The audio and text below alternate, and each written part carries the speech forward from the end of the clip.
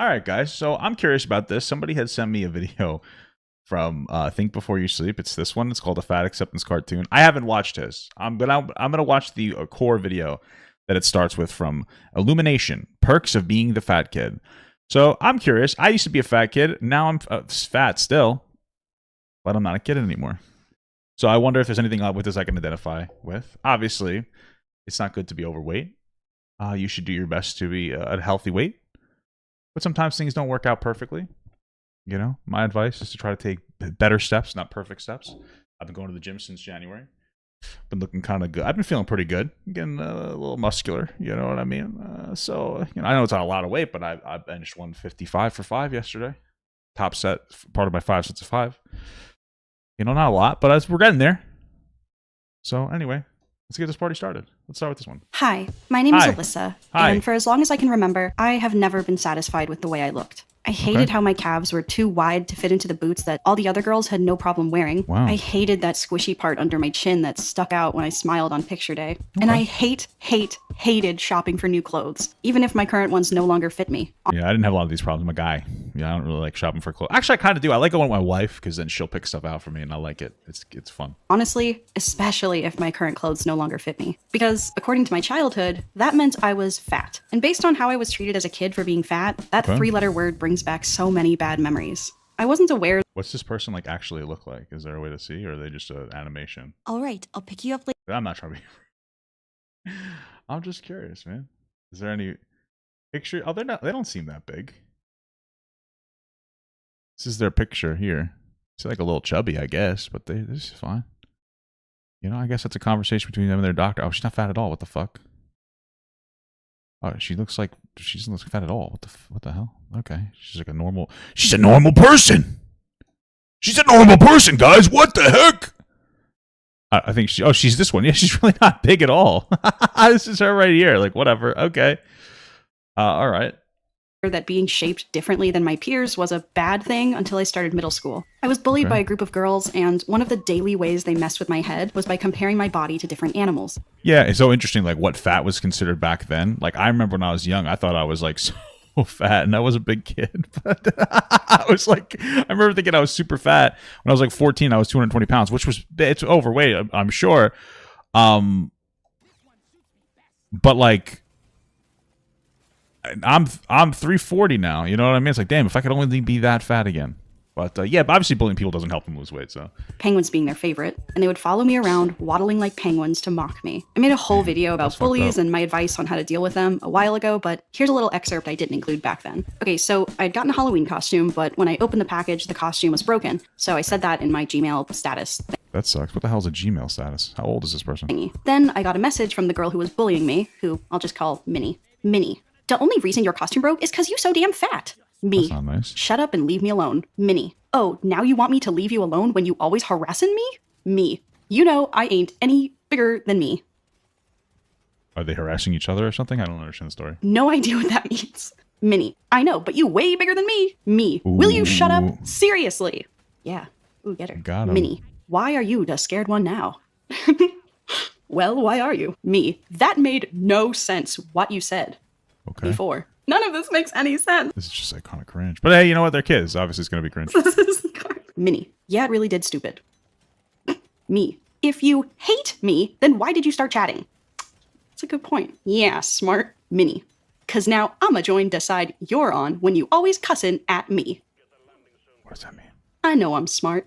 That's why I'ma be playing sports. What? Me. Yeah, you'll make a good bench warmer. Oh, this is silly and funny.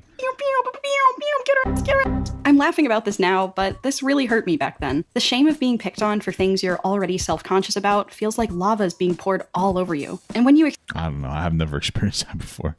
I think I'd rather be made fun of, but okay. Experience harassment like this for days, weeks, months on end with no support, it singes your confidence into ashes. Sure. Because the world makes it crystal clear that they resent your presence. They will be cruel to you for it. Okay. And if you don't like how you're being treated, that's your fault. That's your problem to fix. So you better change how you look, and you better do it fast. Oh, come on. You should be grateful you even have curves. Ugh, that's another thing. Putting aside the suspicious peak in catcalling I experienced as a middle schooler, fat kids can attest to this. Picking out clothes was so stressful. A lot of the stuff we liked either didn't fit us or... Probably. I mean, I didn't really care too much. I guess I needed to go to like the big and tall because I was a big kid. I was always tall, 6'4", so that's like another, I guess, potential stressor that I've got going on, but... Yeah. Didn't come in our sizes, so we had to shop in the older women's clothing section to find something that would fatty. I'm just sorry. Would fit our bodies. So instead of dressing like a cool, trendy tween, we were more business casual. And aside from getting judged by your classmates for how you dressed, you were also getting judged by adults because of dress codes. And we knew those rules came down much harder on us. Sometimes it felt like they only applied to us. While a V-neck top on a skinny girl would be praised for being fashionable, the same V-neck top on me would lead to the school shirt of shame with the side of, next time, leave. Why does she have like boobs or something? Like, is that one of the issues? You know, because that would like, I've talked to my wife about that, and she's like, yeah, I've had that like kind of a similar issue. Like when you start having boobs, they're more going to be more aggressive about the dress code, which kind of makes sense. Like young boys are dogs and animals. You know, it's unfair to girls, but I kind of get it. You know, as a young boy. Somebody who was a young boy, I kind of get it. Something for the imagination. And so, the only clothes you're left with and conditioned to choose so you don't get in trouble or have to endure unwanted attention from creepy older men are things that hide your body and amplify the shame of even rolling up your sleeves. And listen, I love a good comfy cozy sweater, but not in the North Carolina 90% humidity summer heat. I deserve to wear a tank top just like anyone else. So, what did I do as a young girl who wasn't confident in her body? I started dieting at the age of 11. Yeah. Yeah, you know, here's the thing. It's like when you say you start, if you're an adult and you're like, oh, I'm dieting. When you're a kid and you say you're dieting, you don't know what that means. You know what I mean? When I was a kid, I started dieting too. You know what dieting was for me? Drinking a Diet Coke for lunch and not eating until I get home. And then you know what happened? I would binge eat because I was hungry. So, you know, kids die. Even right now, the resources for dieting for adults is not good. Obviously, your number one thing you pretty much have to do is counting calories. Like you have to eat less than, you know, you need to eat less energy than your body needs to maintain itself. That could be difficult to explicitly track calories for some people. So you might want to do something that's more auto-regulation, like eating more, you know, nutrient-dense foods, trying to have like vegetables and whatnot with your meals. That's, you know, with more fiber, that'll like passively make it easier to lose weight, because you're going to be fuller faster. So there's different things, but, you know, people don't really understand that even now, but as kids though, especially, you know, so. I looked over at whatever Weight Watching, Jennifer Craig, Fitnessing Pal, MLM, Facebook scam my parents were up to, and I copied them. Now, was this diet recommended by my doctor? Did I check in with a certified dietitian on a monthly basis? Did I consult with any healthcare professional for this restrictive, shame-based dieting I put myself through to lose enough weight in hopes the bullying would stop? Nope. Which, unfortunately, is really common for school kids. According to the National Library of Medicine, about 1/2 of teenage girls and 1/4 of teenage boys have tried dieting to change the shape of their body. And of those girls, more than one— And I think it's a little difficult to diet when you're young, too, because your body's growing. So, like, if you're a little overweight, it's probably not even a bad thing, because you're going through growth spurts.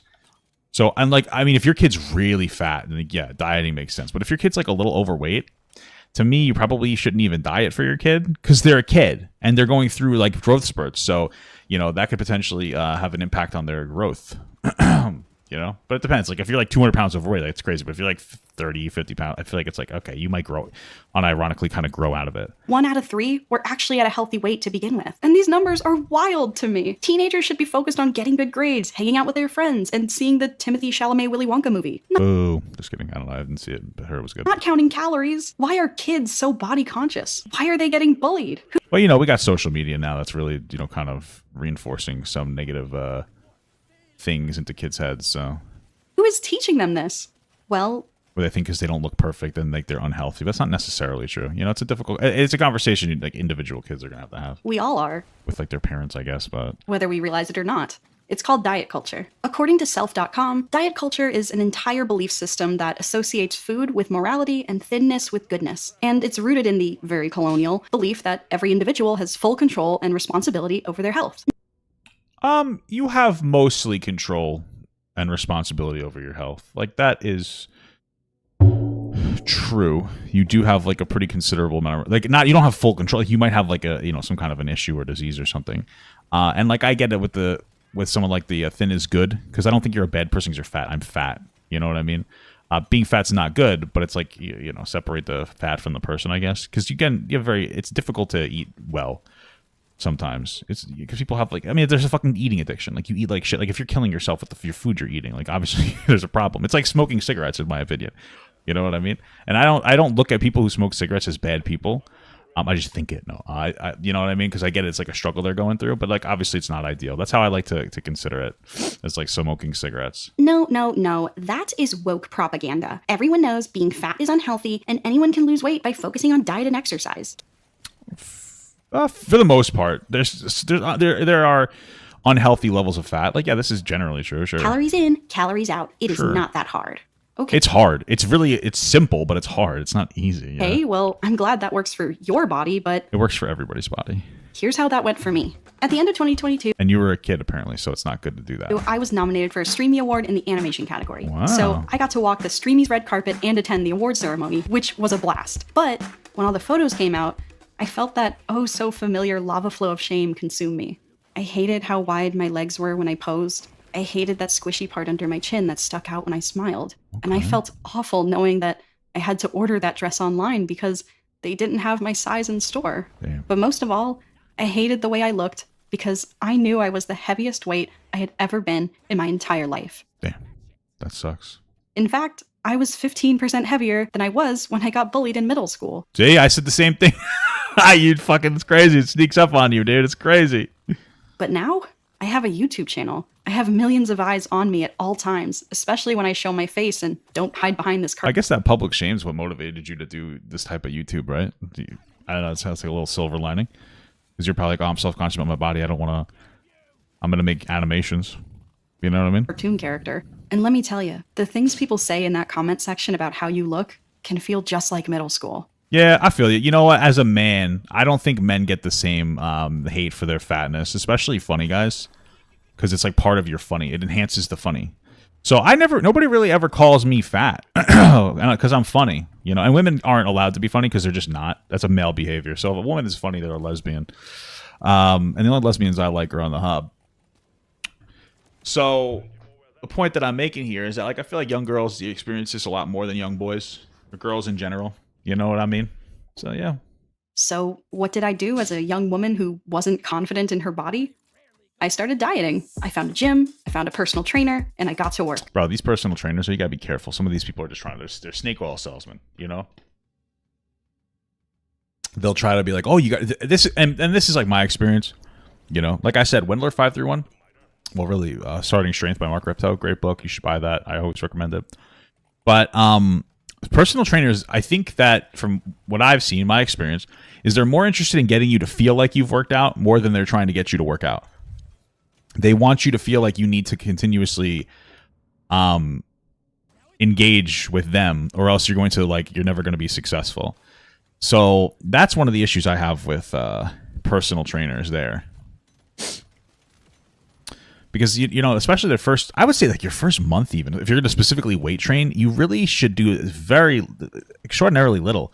Like if you do like a 5x5 program, very light squats, bench, maybe rows, you know, because your body's not as used to doing nothing. So you need to start by doing very little, or else you're gonna lock up. You're gonna get like insane amount of soreness that you're not gonna really feel like you're able to recover from. When I first started working out, I had a friend. He's a good guy. I like him, but you know, he had me do bench, and so I benched so much my arms locked up the next day. I couldn't move my arms. I never went back. I didn't go back to the gym for like a year or two until I started like getting into like basic strength training principles. So you got to be really careful. And after a month of working out for 3 days a week, 45 minutes at a time, doing cardio, abs, arms, legs, as well as going to cycling and or yoga class once a week for an hour, I lost 0 pounds? How? I was doing everything right. Calories in, calories out, more greens, less takeout, gym membership. I mean, maybe some of it was the muscle that you're putting on. Or maybe you were eating more than you thought because you're probably a lot hungrier now that you introduced like a whole new amount of exercise into your body. Personal trainer. This made no sense. Unless maybe I just wasn't working hard enough. Maybe I wasn't serious enough. I don't think it's hard enough. It's just you're not working smart enough at that point. Maybe I just wasn't good enough. And like I haven't lost any weight either, but like I've also put on like a decent amount of muscle. So like I've lost fat. You know what I mean? It was too far gone to be fixed. But my personal trainer assured me that I was doing great. I might not have seen the scale move or felt like my clothes fit better, but from her perspective, she noticed an improvement in my posture. She saw my energy and endurance had increased too. And she's not wrong, by the way. Like, let's say you go to the gym for a month. Let's say you go to the gym for the month and you decided the only thing that you were going to do is you're going to walk on the treadmill a half an hour a day every single day. Let's say you started out at 250 pounds. Who do you think is healthier, the 250-pound person who doesn't walk for 3.5 hours a week, or the 250-pound person that does walk for 3.5 hours a week? That's what it means when it's like progress. You don't have to get perfect. You're going to be healthier. Your heart's going to be healthier. You're going to have more energy. You're going to feel better. You're going to have a better relationship with your body, and you've set a new pattern. You know, if you start going to the gym for a year and you don't see like any like legitimate weight loss results, that's okay. You've set a new pattern for yourself. It's not about losing weight at first. In fact, I don't think that people who are trying to lose weight should make their number one goal at the gym weight loss. Because I've had this before. If my number one goal at the gym is weight loss, then after a while, once you see one bad week, you have one bad week where you don't lose weight, you feel like you've failed.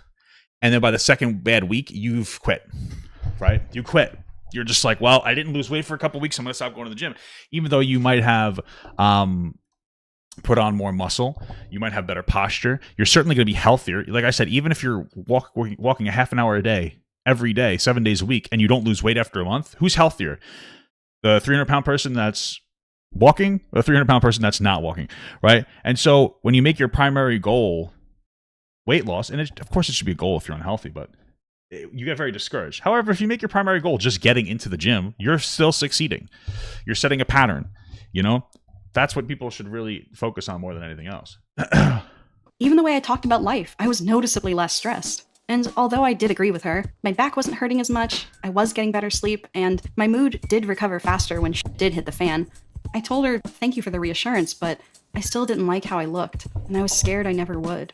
But she assured me I just needed to gotta do more squats. Do more squats, dude. Keep at it and have faith in myself. And besides, it had only been a month. Surely soon I'd know. 2 months of diet and exercise, no change on the scale. And I had worked my way up to jogging a mile easily on the treadmill. Damn, that's crazy. Doing crunches and sit-ups for a minute straight. I was even starting to match my personal trainer's strength, and we worked She must suck ass then. Holy fuck. out side by side. I'd be questioning my goddamn personal trainer at that point. And she told me to keep at it. Don't look at the scale. Just focus on how working out makes you feel, not how it makes you look. That's fair. All these are good pieces of advice. So I did, until, out of nowhere, I started getting fainting spells. 5 reps in, my head would get light, and the room would start spinning. The fuck are you doing? Are you like not breathing? What the fuck? Just to be clear, and I wouldn't doubt it, breathing is an extraordinarily, and I mean extraordinarily, important part of working out, especially as you get into like the higher weights. You need to learn how to breathe properly. You need to learn how to add intra-abdominal pressure to yourself to lift more effectively. But these are very important things that you need to learn. So, like, yeah, what are you doing? What the hell?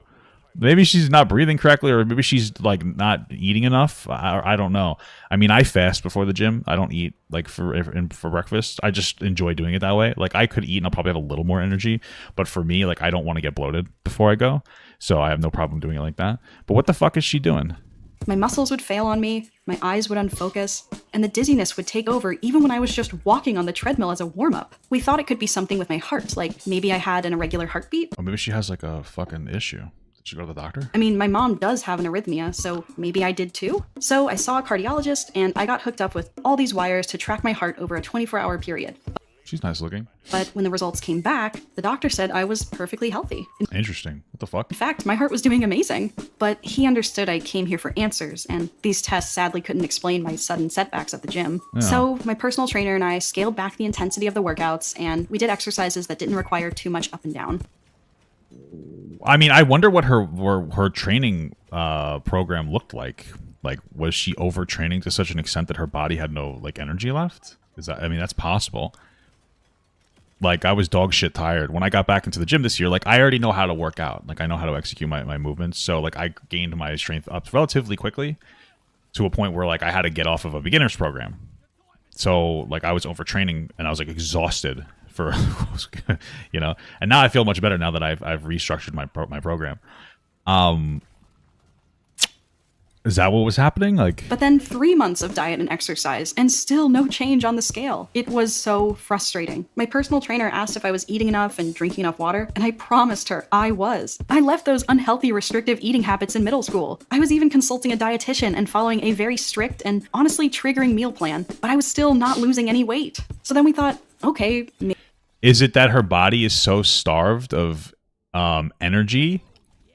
There's I forget what it's called, but there's apparently something that happens when you overtrain your body and you don't, well, in general, where your body can't recover correctly, and it just uses the resources to like not to just barely recover you. Was she doing something like that? Like, was she just not eating enough and like her body was like barely recovering? Like, what was happening here? maybe it's my hormones? My uterus does have a history of growing life. My max bench is not good at all, dude. I did it. I think I said it, I don't know, maybe I said it before this segment, like 155 for 5 reps. It's nothing crazy. I just started back again in January. Like, I'm okay with it though. Threatening tumors for fun, so maybe something like that was happening again. So I saw an OBGYN, I got a ton of blood tests done, and they did an ultrasound of my thyroid, which is a butterfly-shaped gland everyone has in their neck that regulates your hormones. And we were all expecting the results to point towards some imbalance or insulin resistance that could explain It's funny because my wife has like a thyroid issue. It's not funny that she has one. I'm just saying, like, why my body was like this, but it all came back perfectly normal, perfectly healthy. the fuck's going on? So man? we continued What the hell are you doing? What the hell? the workouts, and I just had to hope for the best. But 4 months into diet and exercise, there was still no change on the scale, and it made me feel like such a failure. Come on, Illy. You need to be patient. Losing weight is You don't need a flat bench. You just incline dumbbells. You're fucking gay, dude. Get out of here. a lifestyle change. You have to be serious and committed to it if you really want to lose weight. And you probably weren't losing weight because you weren't doing enough high-intensity interval training.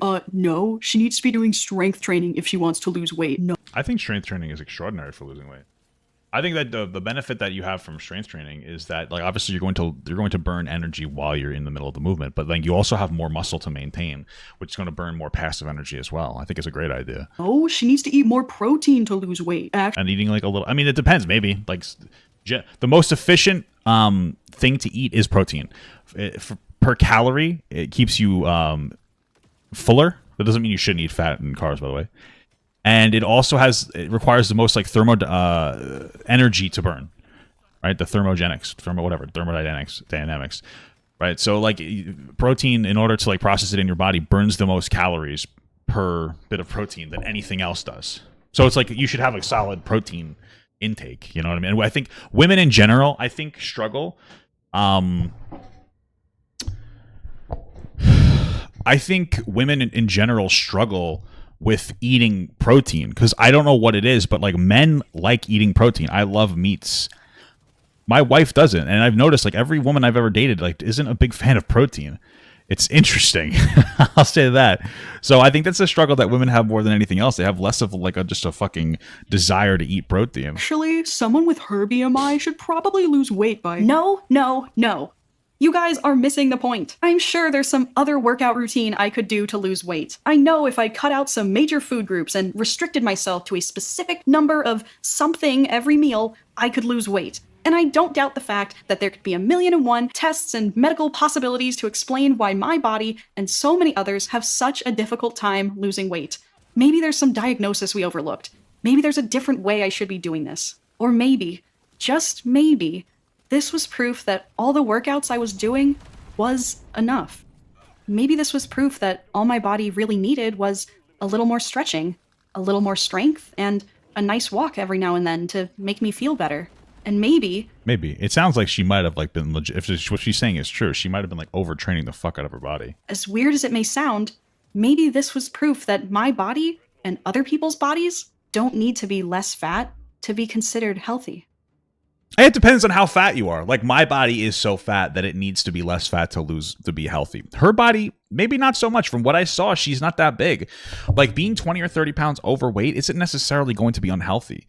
You know, it depends. Like if you're active enough and you're still like 20 pounds overweight, you're probably going to be fine. Maybe once you hit like your 60s, it'll be worse. But like, I don't think that it's a big deal. But like my weight, I'm over 300 pounds. Like it depends. And it's hard to tell because like from what we saw in pictures, she looks fine. You know, she looks like thin enough that she's not going to have any like issues with her weight. So like, yeah, maybe that's part of it, you know? Which I know sounds crazy. We've been told our entire lives that you can't be healthy if you're fat. Yet, here I am at the heaviest. And there's a level of truth to that. Like, I'm 34. When I was growing up, fat was like seismically different. They were calling people who by today's standards would just be a little thick, fat. Like, it was crazy. You know, nowadays things are different. Like, I am very fat. I need to lose weight. But like the people that would have, like I told you, I was 6'4", 220 pounds, and I was considered fat back then. Or maybe like in my 6 foot, like maybe 6'2", 6'1", because I was young. I was like 13, but like I was, you know what I mean? So it's that conversation is still happening. Sure. I think the problem is people are going to interpret this like, oh, see, fat equals bad. And it's like, go to your doctor. You know what I mean? If you're only a little bit overweight, you're going to be fine. If you're this much overweight like I am, you're going to need to lose weight, obviously. You know, it's just, but she's obviously not anywhere near as big as I am. I've ever been in my entire life, categorically overweight and well within middle school mocking range, but also the healthiest I've ever been, according to multiple doctors. Now, coming to this conclusion wasn't easy for me. I had a lot of unrealistic and frankly problematic ideas about health to unpack and reprioritize in my brain. But it was around this time I revisited a podcast I hadn't listened to in a while. The show is called Maintenance Phase, and it's hosted by Aubrey Gordon and Michael Hobbs. Yay. Each episode, they go over diet trends and fads, the history, the myths, the biases, and they offer their personal insight and humor on how to be kinder to yourself in the wake of diet culture. This isn't sponsored. I just love this podcast. I've been a Patreon supporter for a long time now, and I say this because they have really helped me reconsider what it means to be healthy, and I can't thank them enough for it. One thing I learned from them that has stuck with me is the idea of body neutrality. Body neutrality is the idea of taking a neutral stance on how we look. Not bullying ourselves for what we think we should change, but also not worshiping the parts of ourselves that do align with diet culture. Sure. I mean, for me, my philosophy is like I try not to hate myself, even when I look at parts of me that I think are unattractive. I just try to use that as like positive motivation to get better. I think that's how people should look. Like if you look at yourself and you're like, oh, I wish this wasn't like this, just like look at it. Try to make that as like positive motivation.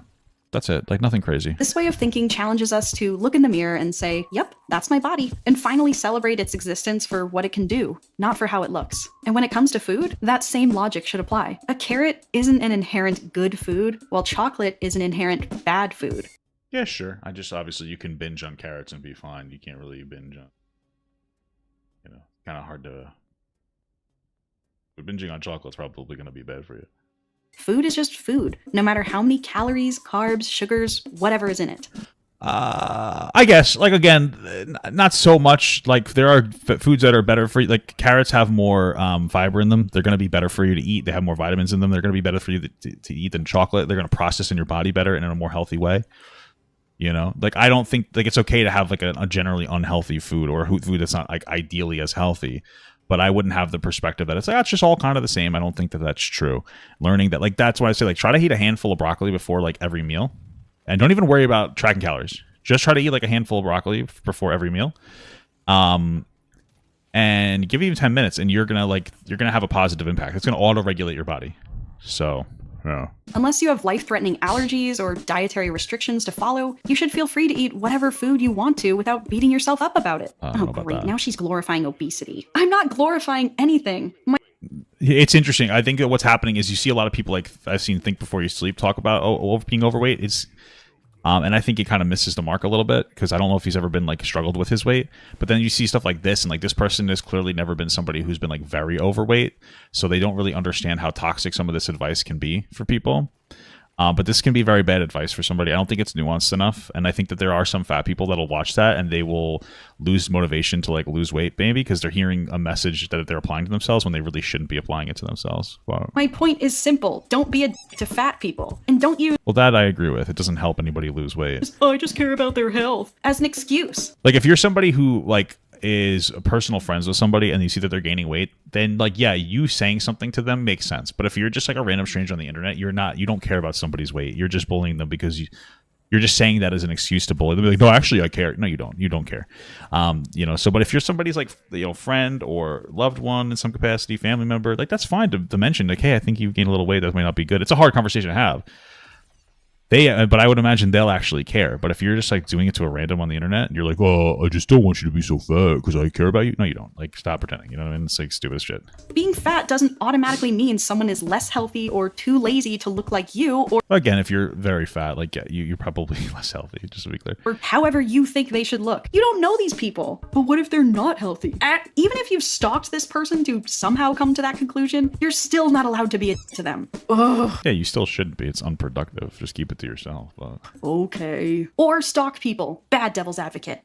Now, maybe this all sounds stupid to you. Maybe you don't need body neutrality to mend your relationship with food or weight. But I do. Because frankly, I'm sick of crying in dressing rooms. I'm sick of getting mad at myself for eating a French fry. I'm sick of seeing other girls and wishing I looked like them. I'm sick of hating my body and feeling like a prisoner in my own skin because that is what's truly unhealthy. Yeah, just peel it off. Peel off your skin and you'll be okay. No matter how skinny or fat you are, holding yourself to the expectations of diet culture is not healthy or sustainable. Yeah, you know, I think that there are a lot of different words that are being used in this that are very ambiguous. Like... fat you are, holding yourself to the expectations of diet culture is not healthy or sustainable.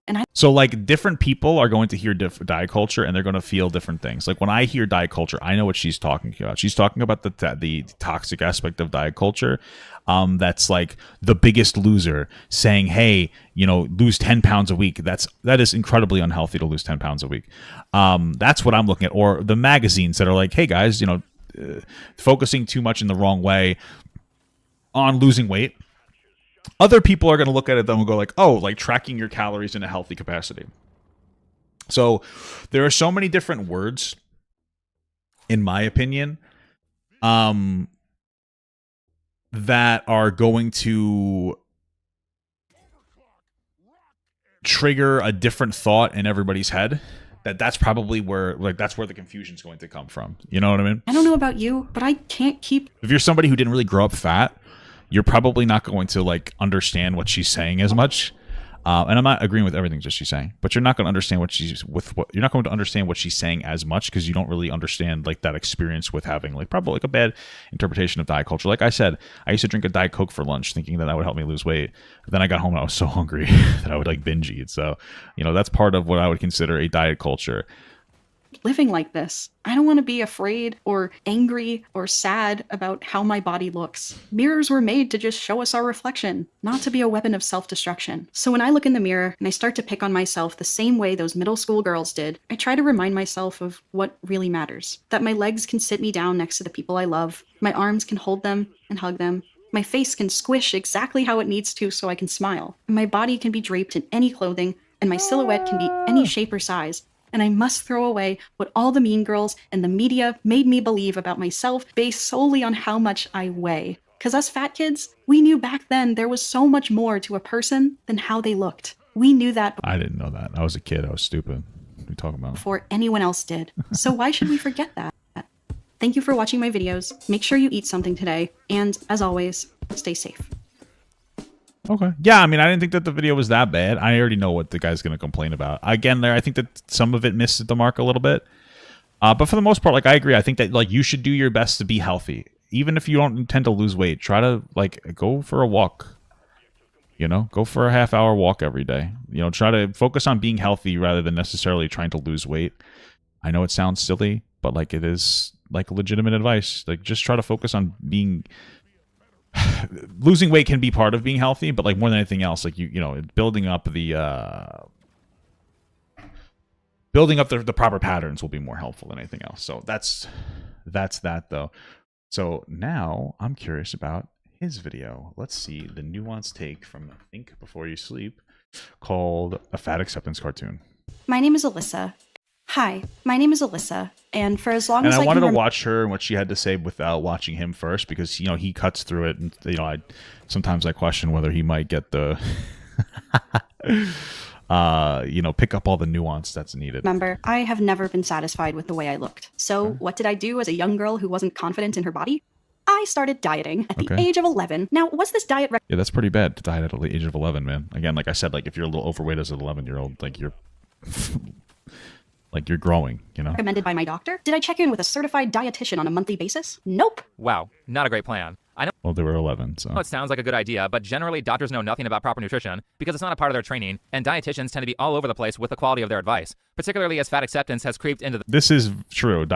Regular primary care doctors don't know anything about dieting. But again, we're talking about an 11-year-old, just to be clear. So the field. So in my opinion, if you aren't navigating through major health issues and are just trying to lose weight, you're better off just doing your own research than to risk being paired with an activist dietitian who can burn years of your time leading you down the wrong path. That being said, outside of the typical morbidly obese fat acceptance advocate who definitely needs to reevaluate their food choices, there are a lot of people who have less extreme weight issues but are still having trouble getting to their ideal weight that are being harmed by fat acceptance type thinking. Okay, so so if I agree, the pearl clutchy fat acceptance shit's a little annoying, but okay. The animation storytime YouTuber Alyssa and her channel illymation is a perfect example of what fat activists have turned the body positivity movement into. Body positivity was initially about accepting flaws or imperfections that we can't change, but now it's being used to justify addiction, and it's helping people... Just to be clear, part of body positivity was about how you don't have to look like a supermodel in order to be considered attractive, and how you shouldn't hate yourself for being fat. You should have a good relationship with trying to be healthier, but you shouldn't hate yourself just because you're fat. Body positivity, a little more than that. Frankly, I know body positivity I think is best for people who literally cannot control anything about themselves, but body positivity started with fat people.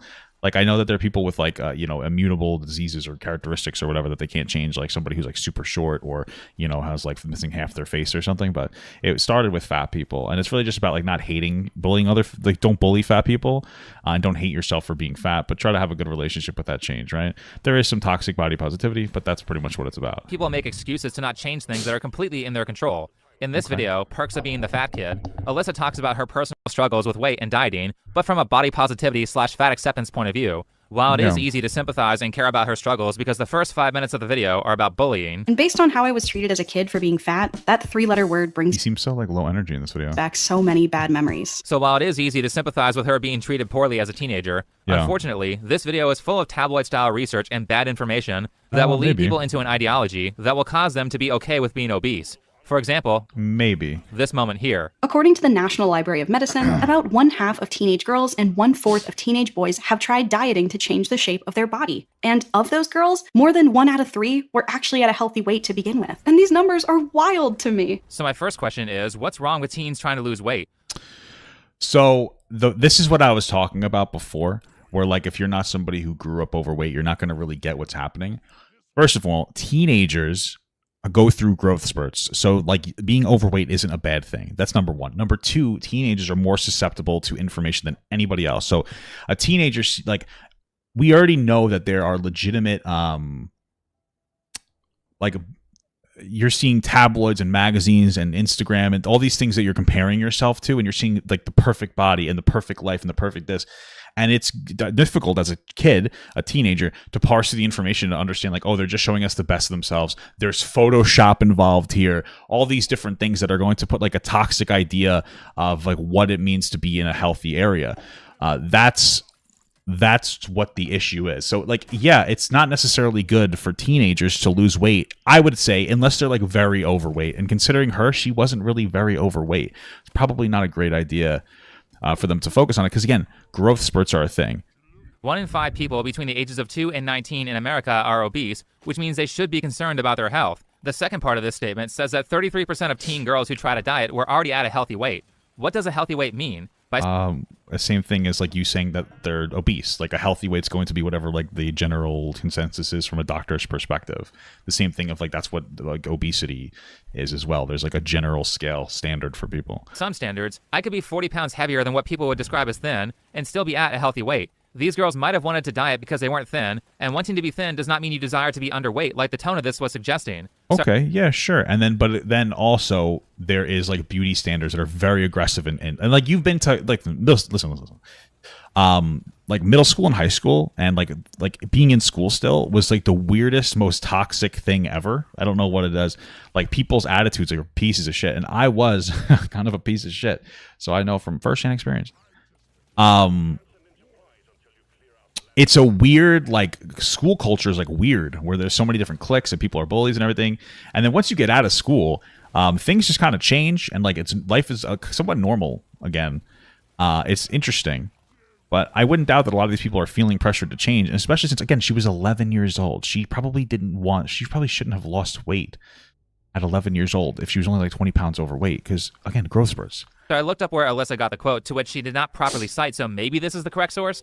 The first problem I see is that this is a sociological study from 20 years ago. Way too old. Studies like randomized surveys are out of date. That's fair. After 5 years because culture can change quickly. The Sure. second issue is that this page cites no sources, which means I don't I think one issue with that, because I feel like he cited a source before that was like 20 years old. know any of the specific definitions of the information here, so effectively this is an opinion piece, not scientific data. In fact, this page is so old that half the links are broken. Seriously, fire the person who did this research. Then in this section here, the article tries to conflate trying to... I feel like, and I could be, you can correct me if I'm wrong, is almost... but I'm pretty sure in this video here about Pethan, which I largely agreed with Think Before You Sleep, he referenced like a 20-year-old Swedish study when it came to trans people. So it's like, you know, it's interesting that you'd say that now, but not, you'd say like, oh, 5 years is not enough time. Or for a study, like 5 years, Jesus Christ, I can't speak. For a study, 5 years could be too like outdated. I agree, but then like you're referencing a 20-year-old study. But I could be wrong about him, but I'm pretty sure he was referencing that. Either that or it might have been in this video, the consequences of woke parenting. I don't remember. Lose weight with symptoms of anorexia. If you're tired, depressed, cold, and dizzy, then you're probably cutting way too many calories. Probably. Or you're addicted to sugar like most people, and you're experiencing withdrawal from skipping dessert and not drinking like 3 liters of soda and orange juice every day. It will take around 10 days for that to go away. Deal with the sugar withdrawal. Don't cut more than 500 calories below your maintenance per day. Learn how to cook and portion meals properly, and you'll be fine. Yeah. Again, we're talking about her when she was 11. So some of these things might not be super possible.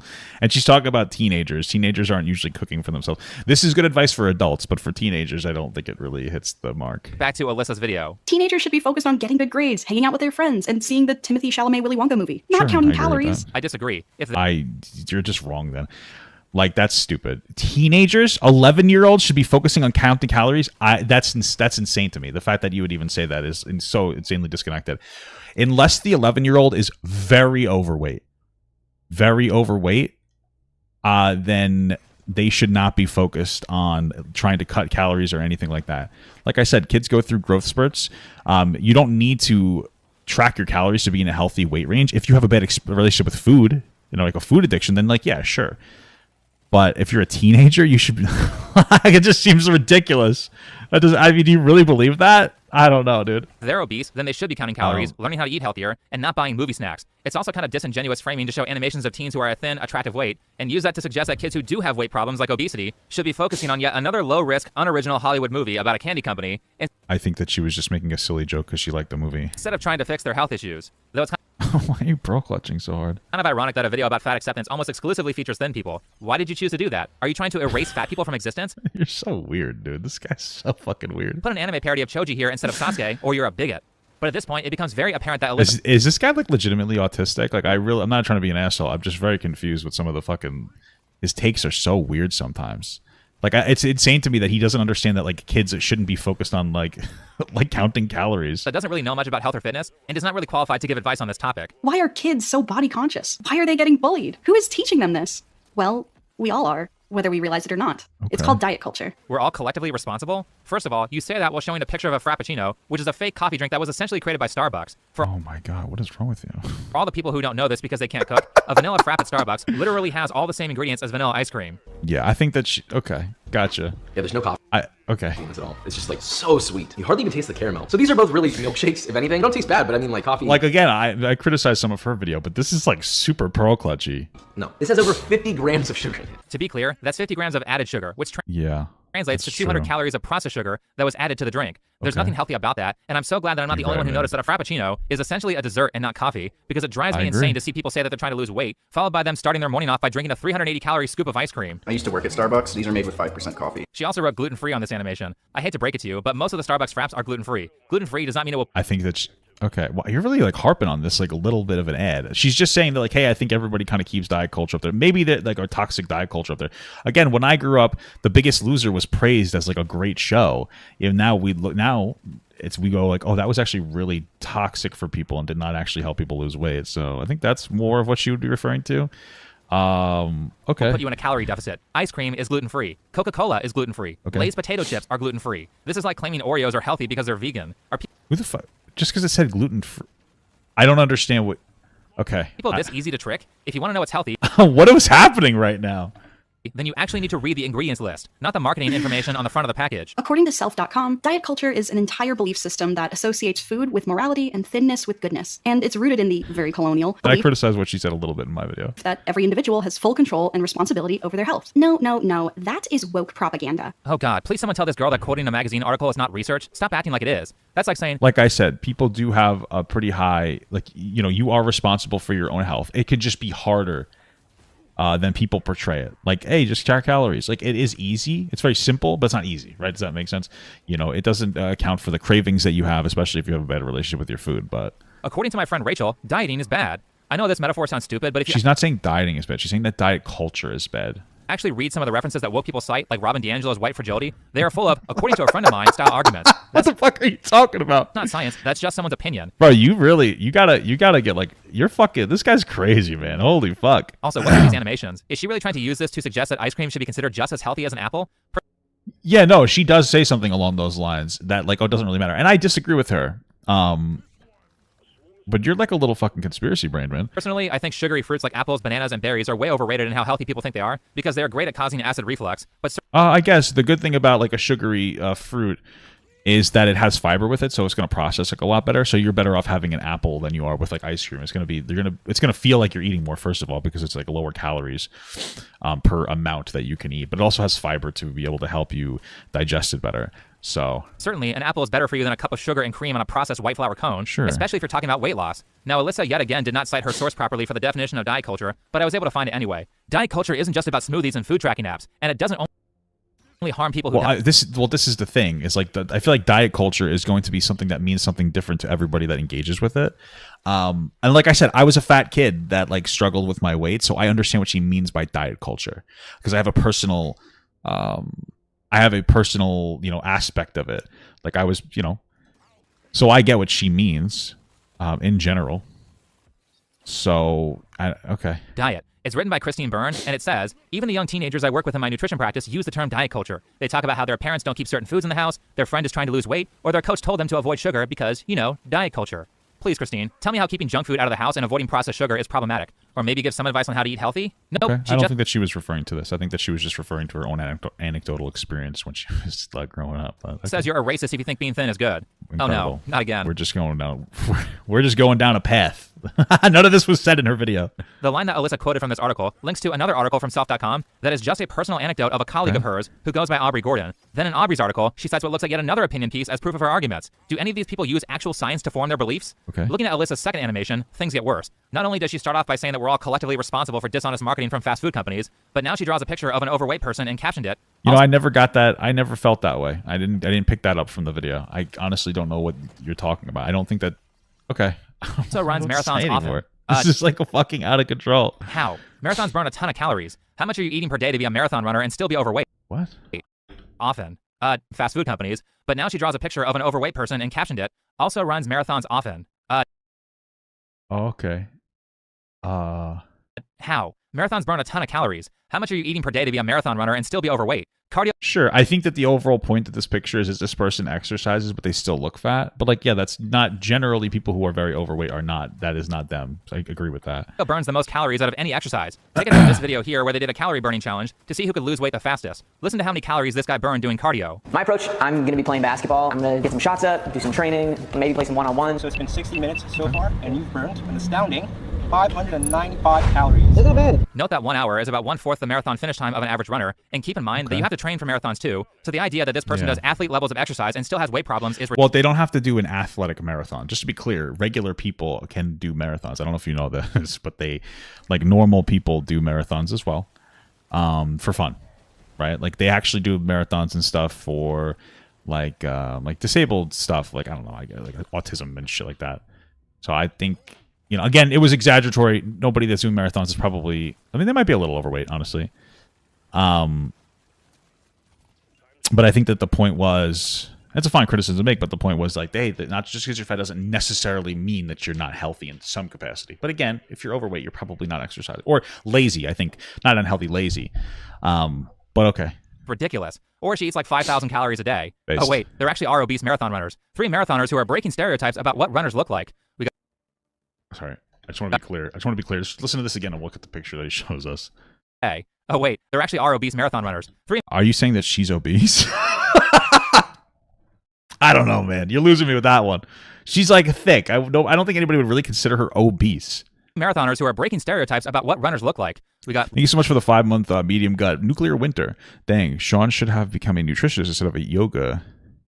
Oh wait, a teacher then YouTuber. Yeah, I guess was he a yoga teacher? Latoya Shante Snell. Let's check her finish time, and it's 9 hours. That's not marathon Who cares? She's still exercising. running. That's marathon walking. I have very little conditioning when it comes to running. Okay, so what? Like I don't understand. Like, what does it matter? So this fat person got through their marathon. I don't know how long the marathon is. How long is a marathon typically? I don't know. Is it a lot? What does it matter? She's still doing the marathon. Like, don't you think it's a good thing to do a marathon? Like, I don't know. Okay. I'm certain I can walk a marathon faster than 9 hours and 20 minutes. Maybe. How about the others? Reagan Chastain, 10 hours. Martinez Evans, 7 hours. Hey, good for them for actually doing the marathon, though. Like, don't you think that's progress? Like, oh, yeah, this fat person's doing a marathon. Oh, isn't that the goal? To get fat people to exercise? So, like, why would you want to shame them in some capacity? You know what I mean? I think it's better than... Hey, listen, a fat person doing a marathon is better than a fat person not doing a marathon. So if you look at it from, like, the individual growing to be better, this is great progress. Not great finish times, but again, these people would have to be eating massive amounts of food to maintain their weight with that much exercise. Yeah, maybe they are, but you know what's beautiful about this is that like these are people who were fat and they said, I want to do marathons. And they started doing marathons and they started doing some kind of exercise that makes them better than they were before. So like I don't see what the issue is. That's how it works. You don't just instantaneously lose weight. It takes a long time. You don't gain it in a day. You don't lose it in a day. You kind of have to take your time.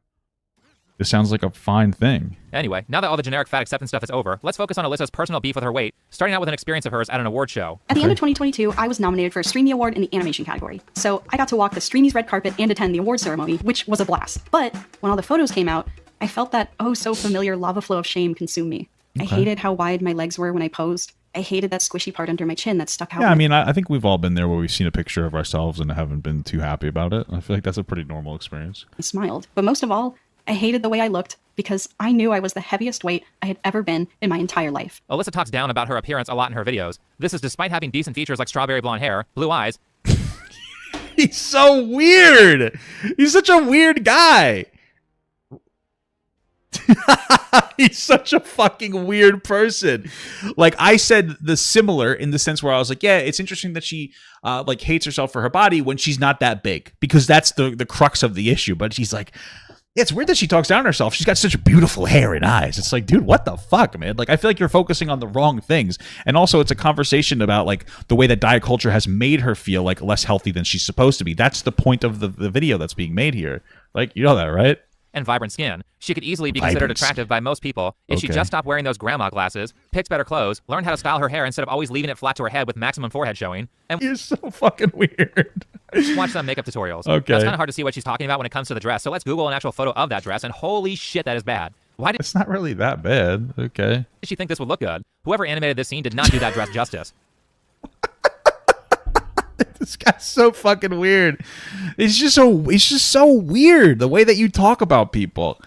It's so bizarre. The purpose of good fashion is to highlight your good features and downplay your bad features. You do this by using different shapes and colors. Are you fucking gay? Like, what are you, a fashion police now? Come on, dude. Okay, maybe. I mean, I don't think that she looked that bad in the dress. I don't understand. Draw people's attention towards what you want them to look at. If my upper body looks better than my lower body, I can easily draw attention to my Oh my god, dude! I've seen him talk about fashion before. It's like, holy fuck, what are you, Vosh? upper body by wearing brighter colors on top and darker colors on my legs. Side note, if you're trying to lose weight and for some reason you insist on keeping junk food around, then you can pretty heavily reduce how much you eat of it by merely keeping it out of eyesight. With Oh, we kind of just went off onto a tangent. that Thanks. said, Alyssa gave us two things that she didn't want people to focus on. One was her weight, and the other was her legs. The dress looks fine. I don't understand why you're being so critical of this. The dress looks fine. It looks fine. I don't understand. Well, all that weird stuff going on in the middle of her dress immediately causes me to focus on her stomach, and the overall design of the dress ends up making her look bigger than she actually is. Okay. Second, while you can't see it well in the picture, the animation shows that the dress has a break in it, which brings attention to the legs. Last, if you look closely, you can see the dress is see-through. Why would you pick a see-through dress with an opening in it if you don't want people to focus on your legs? I think that she just wanted to feel attractive, and that's it. I don't think it's like a hot take. Okay.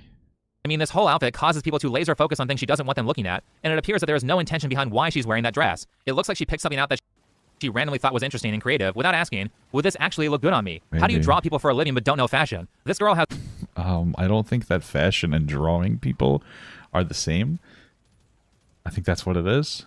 Millions of followers, yet if you saw her out in public, you'd be afraid that she's about to pester you for spare change. She has the fashion sense and physical self-awareness of Abby Shapiro. Instead of wallowing in depression about how you look on camera with an unflattering angle, an unflattering pose, and a bad outfit... Do people watch this and go like, yeah, I agree? This is just the way that he talks about people is like so disconnected. Like if people in the real world would think that this guy is like a legitimate fucking weirdo. Why not work on the things that are causing you insecurity? Well, the good news is that Alyssa actually does do that and tries to improve her appearance with diet and exercise. So what did I do as a young woman who wasn't confident in her body?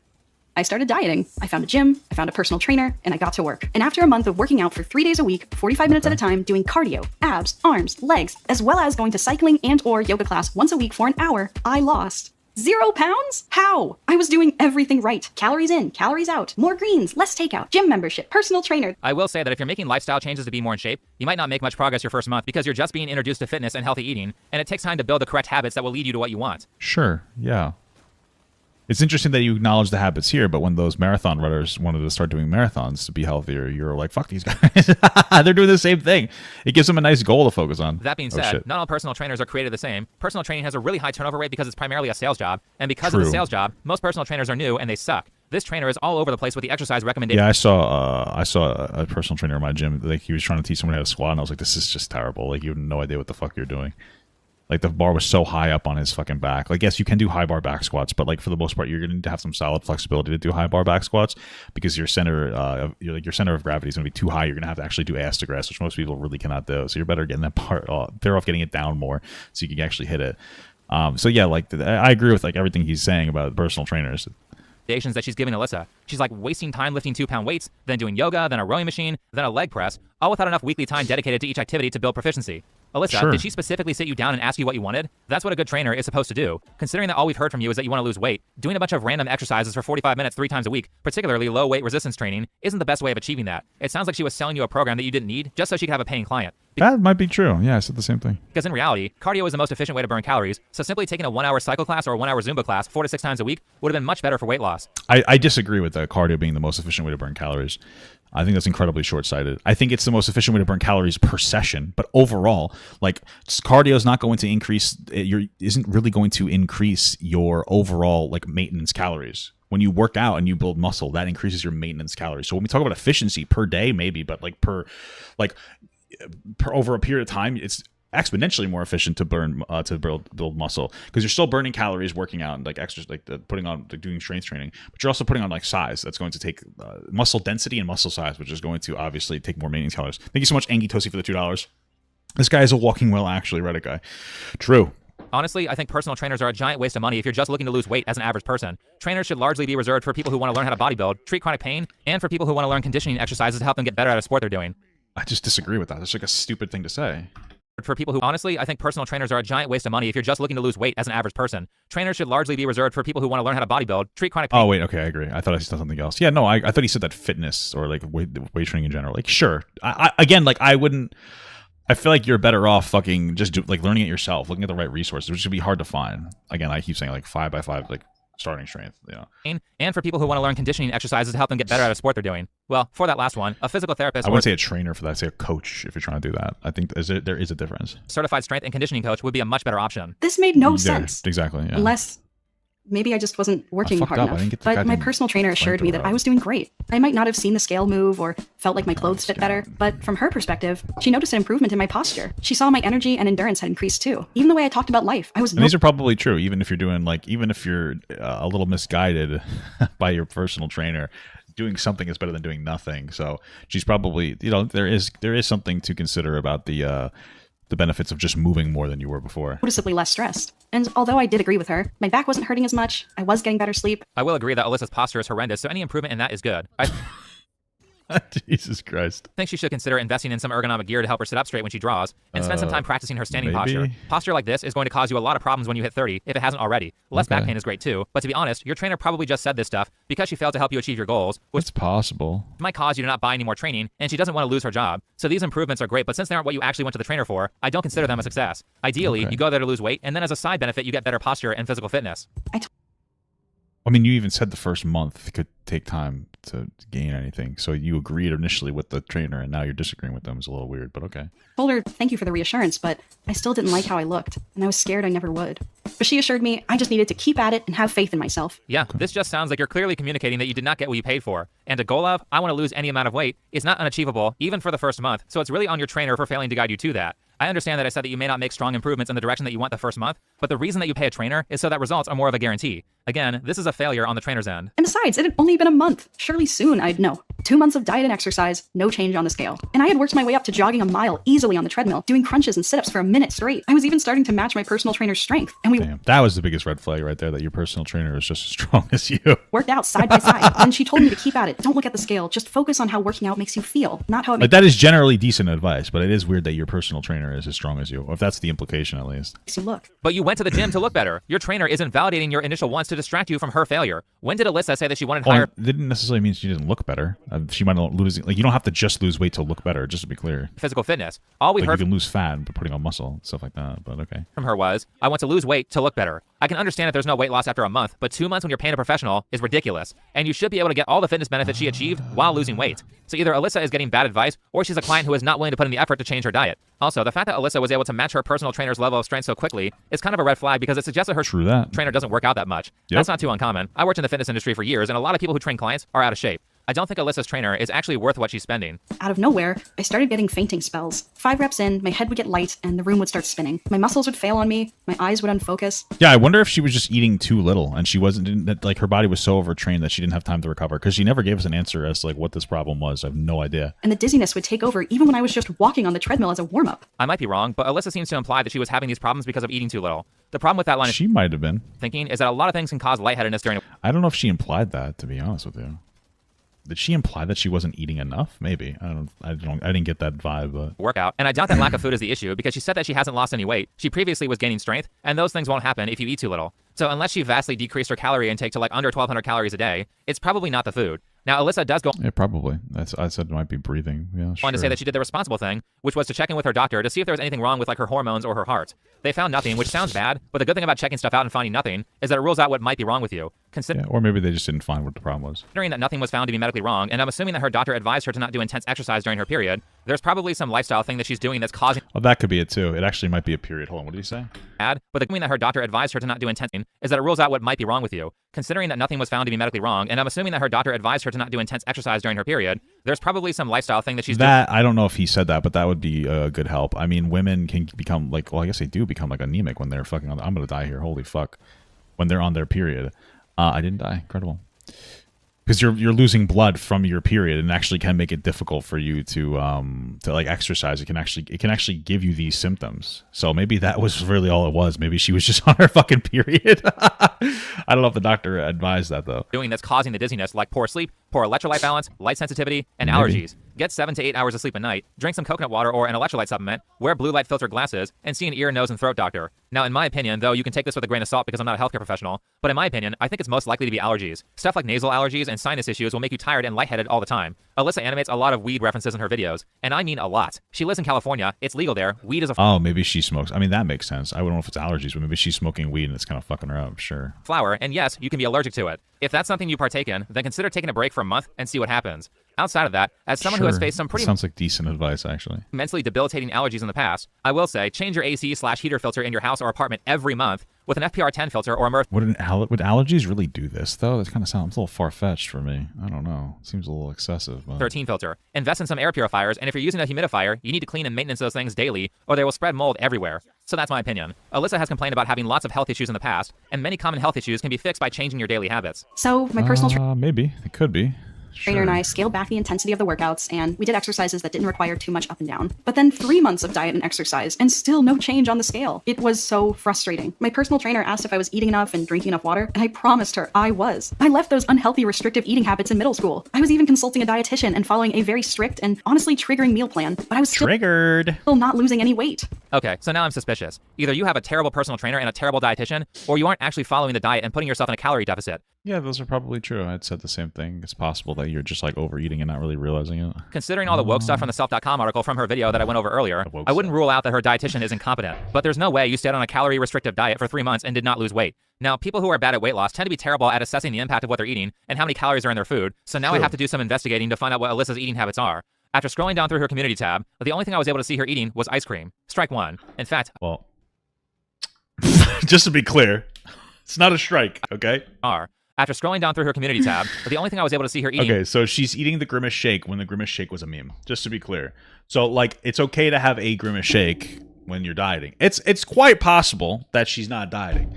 But considering it was a big meme on TikTok, especially the Grimace Shake, she might just be posting the Grimace Shake as a meme. It doesn't necessarily mean she eats it all the time, but sure. I mean, I generally agree she's probably not following her diet or exercise plan. But, yeah. Was ice cream. Strike one. In fact, I've only ever really seen her show herself with processed junk food. Here's her with McDonald's. We had the Frappuccino/adult milkshake ad from earlier. Here's a picture of her grabbing Frosted Flakes. Well, she was a kid in that picture. She was 11 years old, but... Newsflash, cereal is not healthy. Next, at the end of the weight loss video, she shows this picture of a shopping cart full of what I assume she thinks is reasonably healthy food. Let's see. The meat is healthy. The milk, debatable. The banana's fine.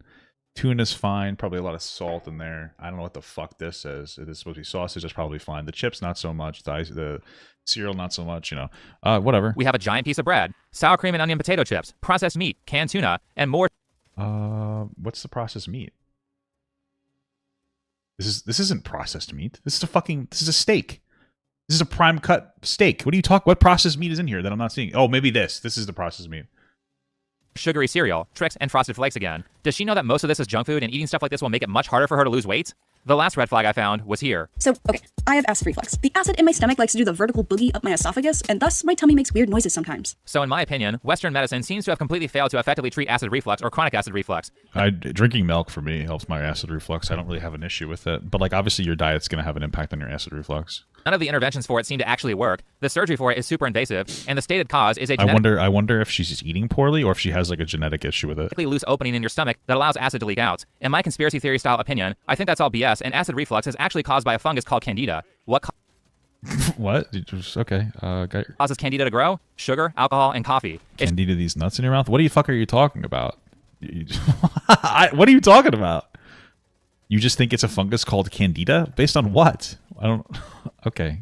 Gotcha. She has acid reflux or chronic heartburn, then it's pretty much a guarantee that she eats a lot of unhealthy food or has... That's possible, sure. ...high-calorie habits like alcohol consumption. Okay. I'm not going to spend 10 minutes talking about it, but if you have acid reflux, then on screen, I have posted what I and many others have done to get rid of it. Okay. Cool. Cut your sugar. Brush your tongue with a mixture of baking soda and water 2 times per day. Do not brush your teeth with the baking soda. When you finish, your tongue should be pink. I don't know if that's okay. Consult your doctor before you try ketogenic carnivore diet. What? That's fucking... Hold on. This is ridiculous. A carnivore diet's a terrible idea. Keto diets are terrible ideas. Keto diets are like don't eat any carbs. It's not healthy for you.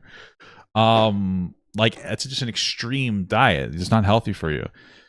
If you do keto carnivore correctly, reflux will go away, or you should notice a vast reduction of reflux symptoms. Why would it go away? The time I have like the most acid reflux is after I'm eating like a meat, like especially like a pepperoni. What are you talking about? It's just going to give you other issues.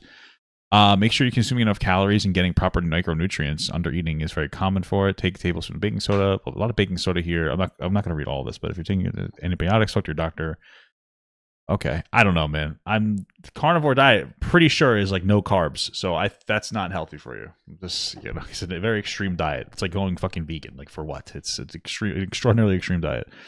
Of course, talk to your doctor, but basically you treat yourself for candida overgrowth. Like obviously you're also going to lose weight on a keto diet because you're not eating carbs. And carbs contribute like exponentially, drastically to your water retention in your body. So Anyway, the point is that I don't think Alyssa eats healthy at all, and that's the big reason why she isn't losing weight. I think maybe. the restrictive and triggering diet her dietitian provided was probably something like gluten-free or one of those fad diets that you can still eat a bunch of unhealthy food on, not something that's actually calorie restrictive. So Maybe. we continued the workouts. I mean, she said she was tracking her calories, so you think she's lying. I think that she just wasn't tracking correctly, probably, but okay. And I just had to hope for the best.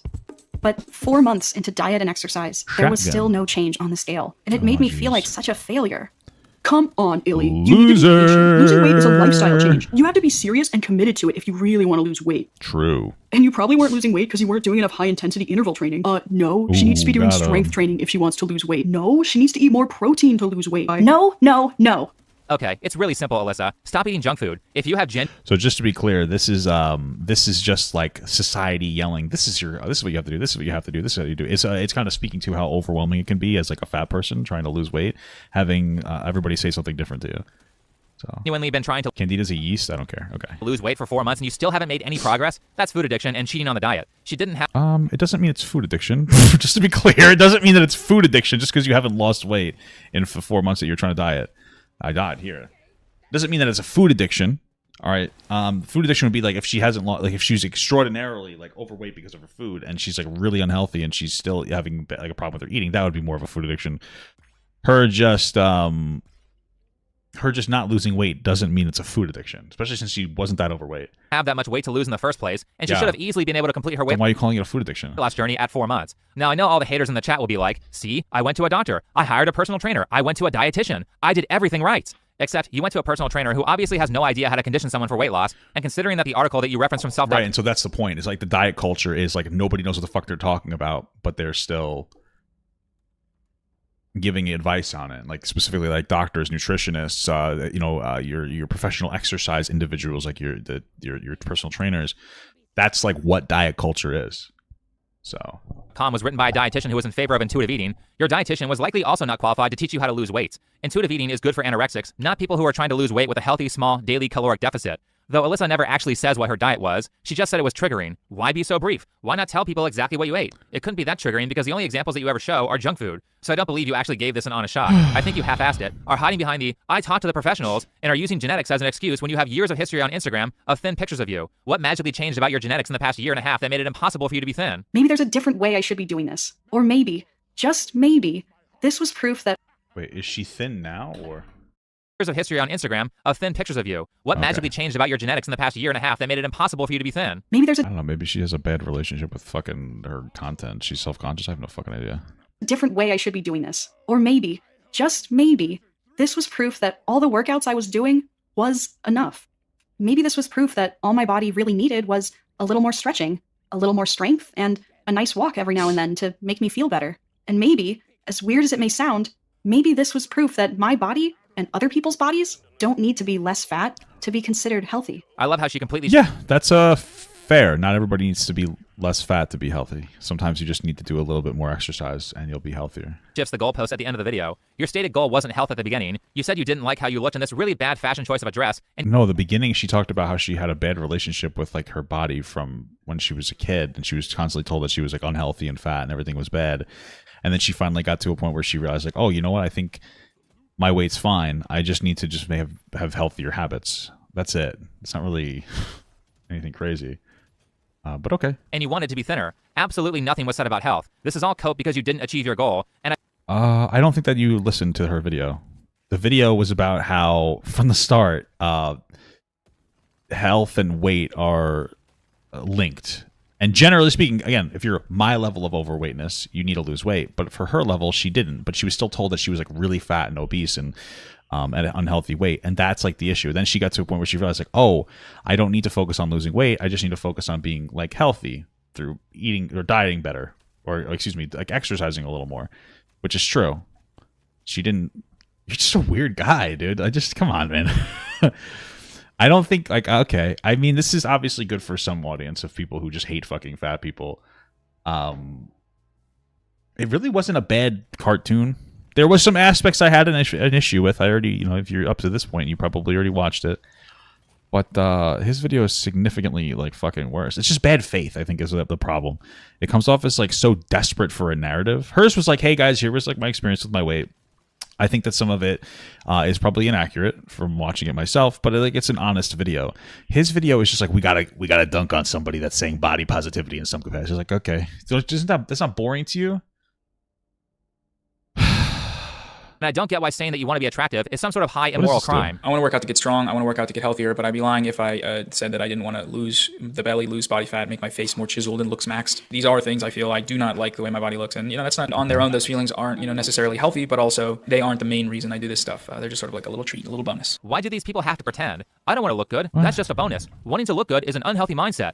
Bullshit. There's a difference between desiring to optimize the stuff that you can change and hyper-focusing on genetic factors that you can't. Wanting to lose weight to look better is good, as long as you aren't underweight, and having a meltdown because you don't like the shape of your ears or whatever is not healthy. You don't have to morally grandstand by saying, I'm more refined because I don't care about my appearance, I care about my health. Okay. Well, I hate to break it to you, but attractiveness and good health are often highly related, and I'm not just talking about weight. Bad posture is unattractive and bad for you. Mouth breathing is unattractive and unhealthy. Clearly, Alyssa and these people do care about their appearance, and it's not vain or low class to want to look good. People should aspire to be as attractive as they can be. Did she say she didn't care about her appearance? I'm not really understanding. I thought that she was just... Okay. Instead of moralizing their failures as a good thing, because actually I'm a better person than someone who's able to lose weight successfully, because I care more about personality. You're just saying that because you failed. You're just as superficial as everyone else. What the fuck are you yammering on about? She was just talking about how like she realized she doesn't really need to lose weight. She just should engage in healthier habits. I don't think it's not that fucking deep, man. Which is why you wanted to lose weight in the first place, and this is all cope. We've been told our entire lives that you can't be healthy if you're fat. Yet here I am at the this is the guy who thinks that 11-year-olds should be tracking their calories, so I guess I'm not really surprised about his take here. I don't know, but okay. heaviest I've ever been in my entire life, but also the healthiest I've ever been, according to multiple doctors. It was around this time. Which is probably true. Again, she's not that overweight, so she probably is the healthiest she's ever been, like that she's been in a long time. Because, again, like if you're actually walking, like that's a really healthy habit to engage in for anybody. It's incredible for your heart, even if you're not losing weight. I revisited a podcast I hadn't listened to in a while. The show is called Maintenance Phase, and it's hosted by Aubrey Gordon and Michael Hobbs. Each episode, they go over diet trends and fads, the history, the myths, the biases. They have really helped me reconsider what it means to be healthy. Wow, Okay, this is a very misleading animation. Note that she began this segment with, it's not unhealthy to be overweight. While that technically... That's not what she... Okay, I mean, it seemed like she was referring more to... sure. Maybe. I don't really agree. I think that she's just talking about how, like, not every weight that you are at is unhealthy. But okay. Might be true. In terms of all-cause mortality, being a few pounds overweight will most likely not end your life early. No, it's not. That's what she's referring to. That's who she is as a person. That's why I think that she misses the mark in advice for people who are, like, very overweight, like myself. But, like, generally speaking, what she's saying is fine. Okay. But this specific animation is completely inaccurate. The girl on the left is named Aubrey Gordon, and if that name doesn't sound familiar to you, remember this opinion piece that I showed earlier that was cited as evidence in the Self.com article that Alyssa used? Okay. Well, this girl on the left wrote that article. Small world. But in this animation, she's depicted as a little overweight, when in reality, this is what she actually... That's a fat bitch. Damn. Sorry. I didn't mean to say that. Okay. Yeah, sure. She might not be the best person to be getting advice from. Thankfully... Illuminati, or what the fuck her name is, doesn't seem to be particularly massively overweight. So she's so much bigger than I thought. All right, so I was talking before about how different people are going to communicate themselves, and like different words will mean different things to different people. For Aubrey, right? That's her name. I don't fucking know if that's what her goddamn name is. I forget. Whatever. Anyway, for the VTuber, we'll call her, she's somebody who's a little overweight, and so like this general advice is probably really good for her. But for this woman that's like very obese, like it's probably not very good advice for her to be giving, right? So yeah, like if you're this heavy, you're unhealthy, right? I know that from firsthand experience. Me and her are probably similar levels of obese. Well, she might be even bigger than me. That's not me like criticizing her. That's just pointing out like that's the truth. So, sure. It looks like. Who animates this stuff? She's maybe like 160 to 170 pounds in this animation. A little fat. However, in real life, she's like over 300 pounds. I really have trouble believing that Alyssa is trying to be honest about her dieting when she wildly misrepresents Aubrey to make her look vastly thinner than she actually is. This I think it's just a cartoon. But yeah, I feel you, brother. is like the Anita Sarkeesian animation all over again, but much less accurate of a representation. More good news, because of Alyssa's recommendation, I watched an episode of Maintenance Phase, and despite them being politically aligned with Alyssa, actually maybe closer to the radical left than Alyssa is, even The radical left, baby. they will say that being morbidly obese like Aubrey is unhealthy.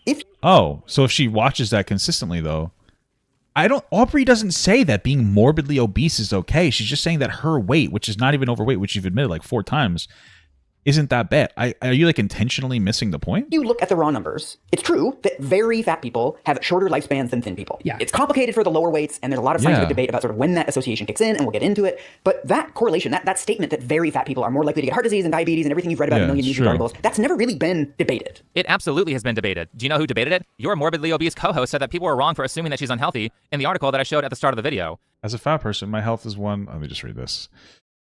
Primary grounds offered by those who mock, harm, and reject me as a fat person. Cruel and judgmental behaviors often used to justify with an offhanded, I'm just concerned about your health. So this is objectively true. People who are not like your friends or your family do not care about your health. They don't actually care about helping you. So when they call you fat and then they hide behind, well, I was just saying that because I want to help you, they're wrong. So this part is true. As many fat people know, trolling often masquerades as genuine concern. That's what makes is so insidious. But underneath, he's highlighted these or something, so I'm reading what he highlighted. Underneath, its explicit message of caring concern, there's a clear implicit judgment. You're doing it wrong. You have failed. I've been monitoring your health. I know your body better than you. This is, again, true. Again, if it's a family person or a loved one or something, then like this is advice is fine, but it's concern trolling on YouTube or excuse me, on social media, which is obviously wrong. Then it ends with, so the first two paragraphs, she's right about healthism shows up when we joke about getting diabetes from a single dessert or refer to a rich meal as a heart attack on a plate, implying that those health conditions are caused by failures of a perceived personal responsibility to be healthy, not by structural forces that disproportionately harm the health of people living on the downside of power. What is it that you're saying that she's saying here? Who debated it? Your morbidly obese co-host said that people were wrong for assuming that she's unhealthy in the article that I showed at the start of the video. And that none of this says that. What are you talking about? None of this says that. What the fuck are you talking about? Who debated it? Your morbidly obese co-host said that people were wrong for assuming that she's unhealthy in the article that I showed at the start of the video. None of this says that she's... What the fuck are you talking about? This guy's actually fucking stupid. What do you mean? This isn't saying that she's healthy. This is talking about how people concern troll her for her weight, because like, which is something that he's done before, which is why he's going to make that statement. Like, this guy doesn't care about how fat like I am as a person. Why would you? That'd be weird if you cared that much. It would just be like, oh, I want to bully somebody for being fat, and I'm going to pretend that it's like, oh, well, I actually just care about you. Well, no, you don't. None of this says that. Whatever. This guy's a fucking weirdo, dude. He's like obsessed with fat people. It's fucking bizarre. And many creators, such as Noah Samson, often say that morbidly obese people can be healthy. But imagine that. Let's see what we got here. This is what he highlighted. Fat people can be healthy. In the short film, Cynthia is clearly athletic, capable, and not portrayed to have any health problems. So assuming that they were underlying health issue just because she's fat. What are you talking about? Who the fuck is Cynthia? Is an underground reading the text, one of the based on fat phobia. Okay. No, I would say that she's kind of fat. I don't know what Noah said. That she might be unhealthy. She's close to unhealthy. I think she's a little big. Maybe she's not that big. I don't know. Anyway, what does Noah Sansa have to do with this? Being obese is not good for you. The research is Yes, so clear on that even they have to admit that if they want to maintain their branding as a podcast that is good at research. Okay. But it sounds like they admit that. So what are you talking about? Thank you let's so see much for the Alyssa. $5 from Grutton HGH. Think before you sleep is a weirdo. This is almost worse than his trans LGBTQ takes. I just don't understand. Like, he has like it's like this is what probably happened with this guy, is that there was a time where fat acceptance shit was super obnoxious and like, oh, it's okay to be fat and everything's perfectly fine. And so he got really popular off that. And now that narrative isn't really as aggressive anymore because we've realized how stupid it is. And so he has to sensationalize everything into that narrative. In order to like maintain the content that people came there for, which is mostly, I guess, just dunking on fat people. I don't really get it. But this woman is just like, oh, hey, the core woman, Aubrey, I think was her name. I'm fucking like forgetting. She's just some girl that was like a little overweight and not that fat, and she's talking about her negative interaction with like the toxic diet culture that's showing like that's trying to tell her that she was too fat, and she realized that she wasn't, and that she should just exercise, not to lose weight, but just to maintain her health. That's all that's being said. As final piece of advice. A carrot isn't an inherent good food, while chocolate is an inherent bad food. And I disagreed with her with this a little bit. Like, you know, carrots are going to be better. They have more fiber in there. They have more vitamins. It's going to be better than chocolate. Like, you can have anything as long as you have a good relationship with the food. Like, you have a little bit of chocolate. So I disagree with her a little bit on that. Sure. Food is just food. No matter how many calories, carbs, sugars, you should feel free to eat whatever food you want to without beating yourself up about it. I'm done. That was You shouldn't beat yourself up about it, but... terrible advice. I don't know how. It was bad advice, but the problem is that like when you identify the bad advice in her videos, like it gets drowned out by all the other dumb shit that you're saying, while you're misinterpreting what she's saying. Like, I don't know if it's intentional or not, or you just don't understand like, I don't know, regular social interactions. I don't really know. That's the problem with the video. Now, this video could be considered as anything other than enabling food addicts to not fix their health. She basically just Not said, really. I tried to lose weight to look more attractive, and I gave up because I couldn't figure it out, so you... No, she's... Dude. She said when she was 11, she was made to feel unattractive, even though she wasn't that overweight. And people still bullied her for being fat. So then she tried to lose weight, but then afterwards she realized that she was still healthy because all her doctors said she was healthy.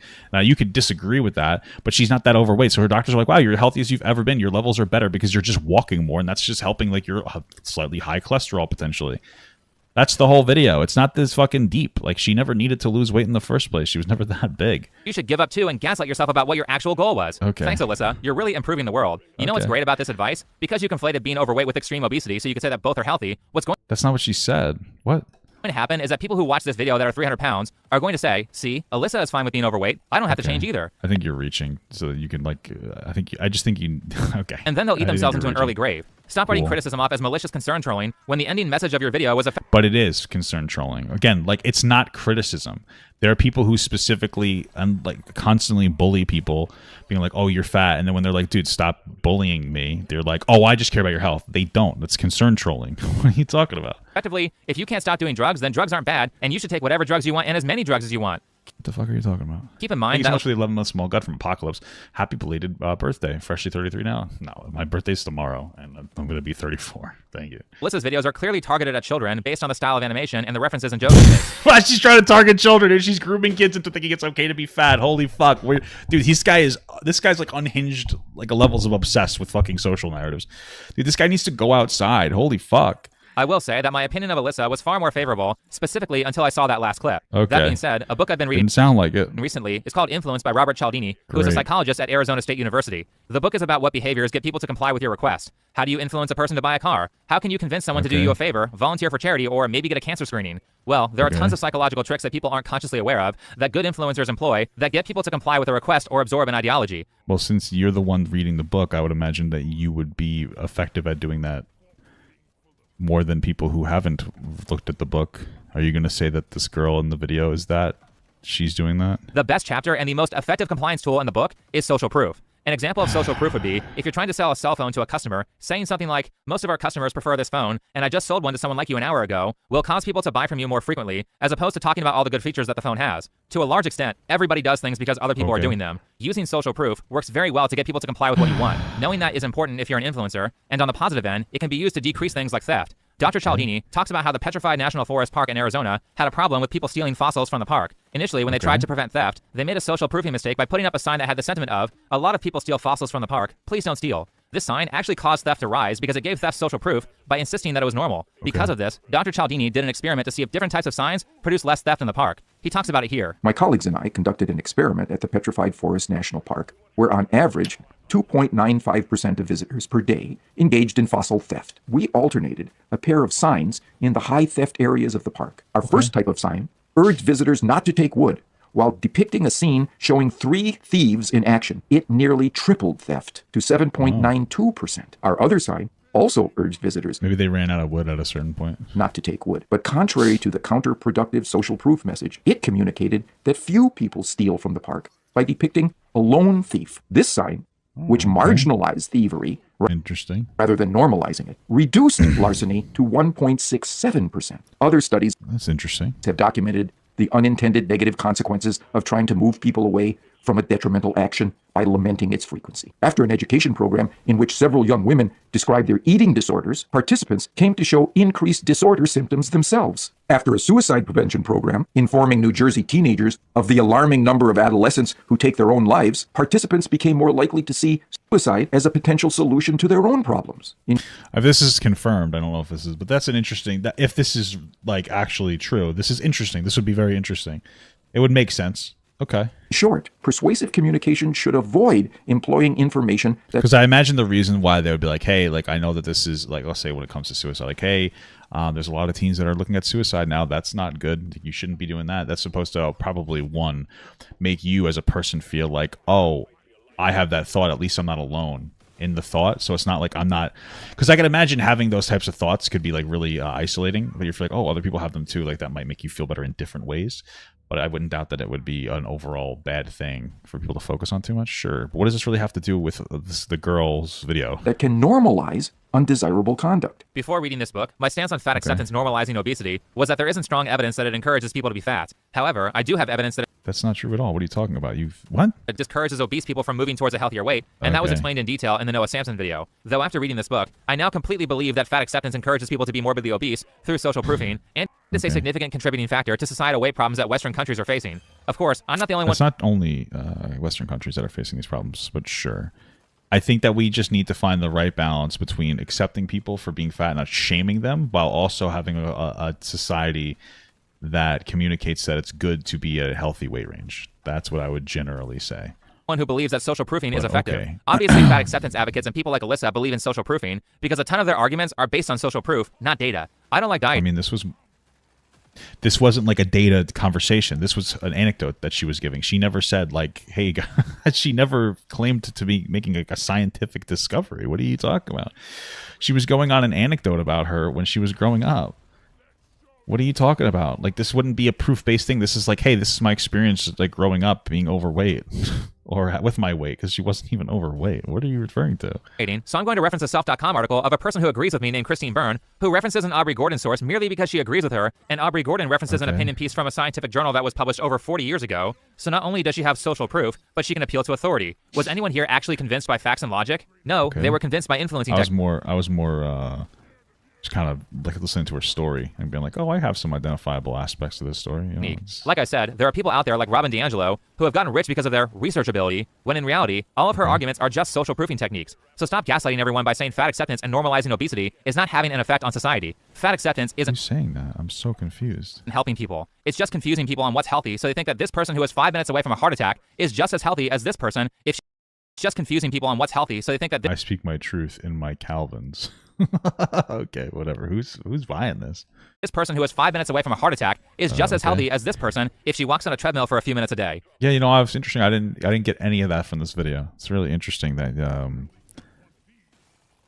I think that this guy might actually unironically have, and like, this is not insulting, like actual fucking autism. Like, I don't think that he understands how to, like, I don't know. I don't know, man. Kind of feels like you're just not getting what she's saying in this video. But okay.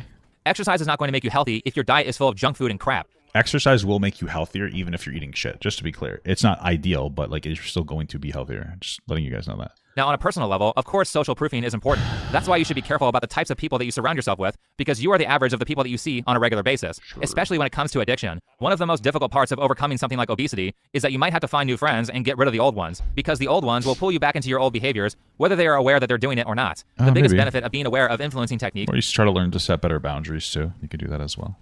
Is that the knowledge of their existence can not only help. I don't think it's particularly helpful to just completely burn your your social your friends. But yeah, it can make it a little difficult, but you want to try to set boundaries. Like, if you go out to eat, frequently, maybe when you go out to eat, start trying to make healthy choices, even if they're like, oh, how come you're doing that? Be like, oh, I want to be a little healthier. Like, I started getting broccoli instead of French fries when I go out to like Applebee's and stuff. It's like slightly better than, you know, and I asked them not to put like butter on it, you know, slightly small stuff. Help you spread positive changes in people more effectively, but also this knowledge can be used to protect you from being influenced by those with malicious intent. Anyway, thanks for watching. Follow me on Twitter, and I'll see you in the next video. Okay. Well, apparently the next video. Oh, well, that's weird. Apparently, the next video is him complaining that the girl is trying to cancel him. So I'm kind of curious about that, about the the cancellation thing from this. So yeah, I guess we'll take a look at this next. Let's go. Hi everyone. I usually don't start videos out like this, but today is a special occasion. Okay. Earlier, I found out that someone I made a video on got offended and has started a mass flagging campaign against me to try and get this video taken down. Okay. For everyone who is out of the loop, a few days ago, I made a video about a YouTuber who goes by illymation or Alyssa, where I basically spent 30 minutes saying, I don't like your video, and here's why. A thing that many YouTubers... Yeah, it was a pretty dog shit video. ...do. I've criticized other YouTubers have criticized me. Okay. Sometimes we have a little internet battle. Those are fun. Okay. ...do. I've criticized other YouTubers have criticized me. Sure. Sometimes we have a little internet battle. Those are fun. Sure. And by the end of it, everyone moves on with their life after about a week or two. Except Alyssa. Now, because of the urgency of the situation and he's not wrong about that. Considering that my channel is on the line because Alyssa has millions of followers and she's well connected to a bunch of other powerful YouTubers, I rushed to make a community post about it just in case I got a channel strike before I got the chance to comment.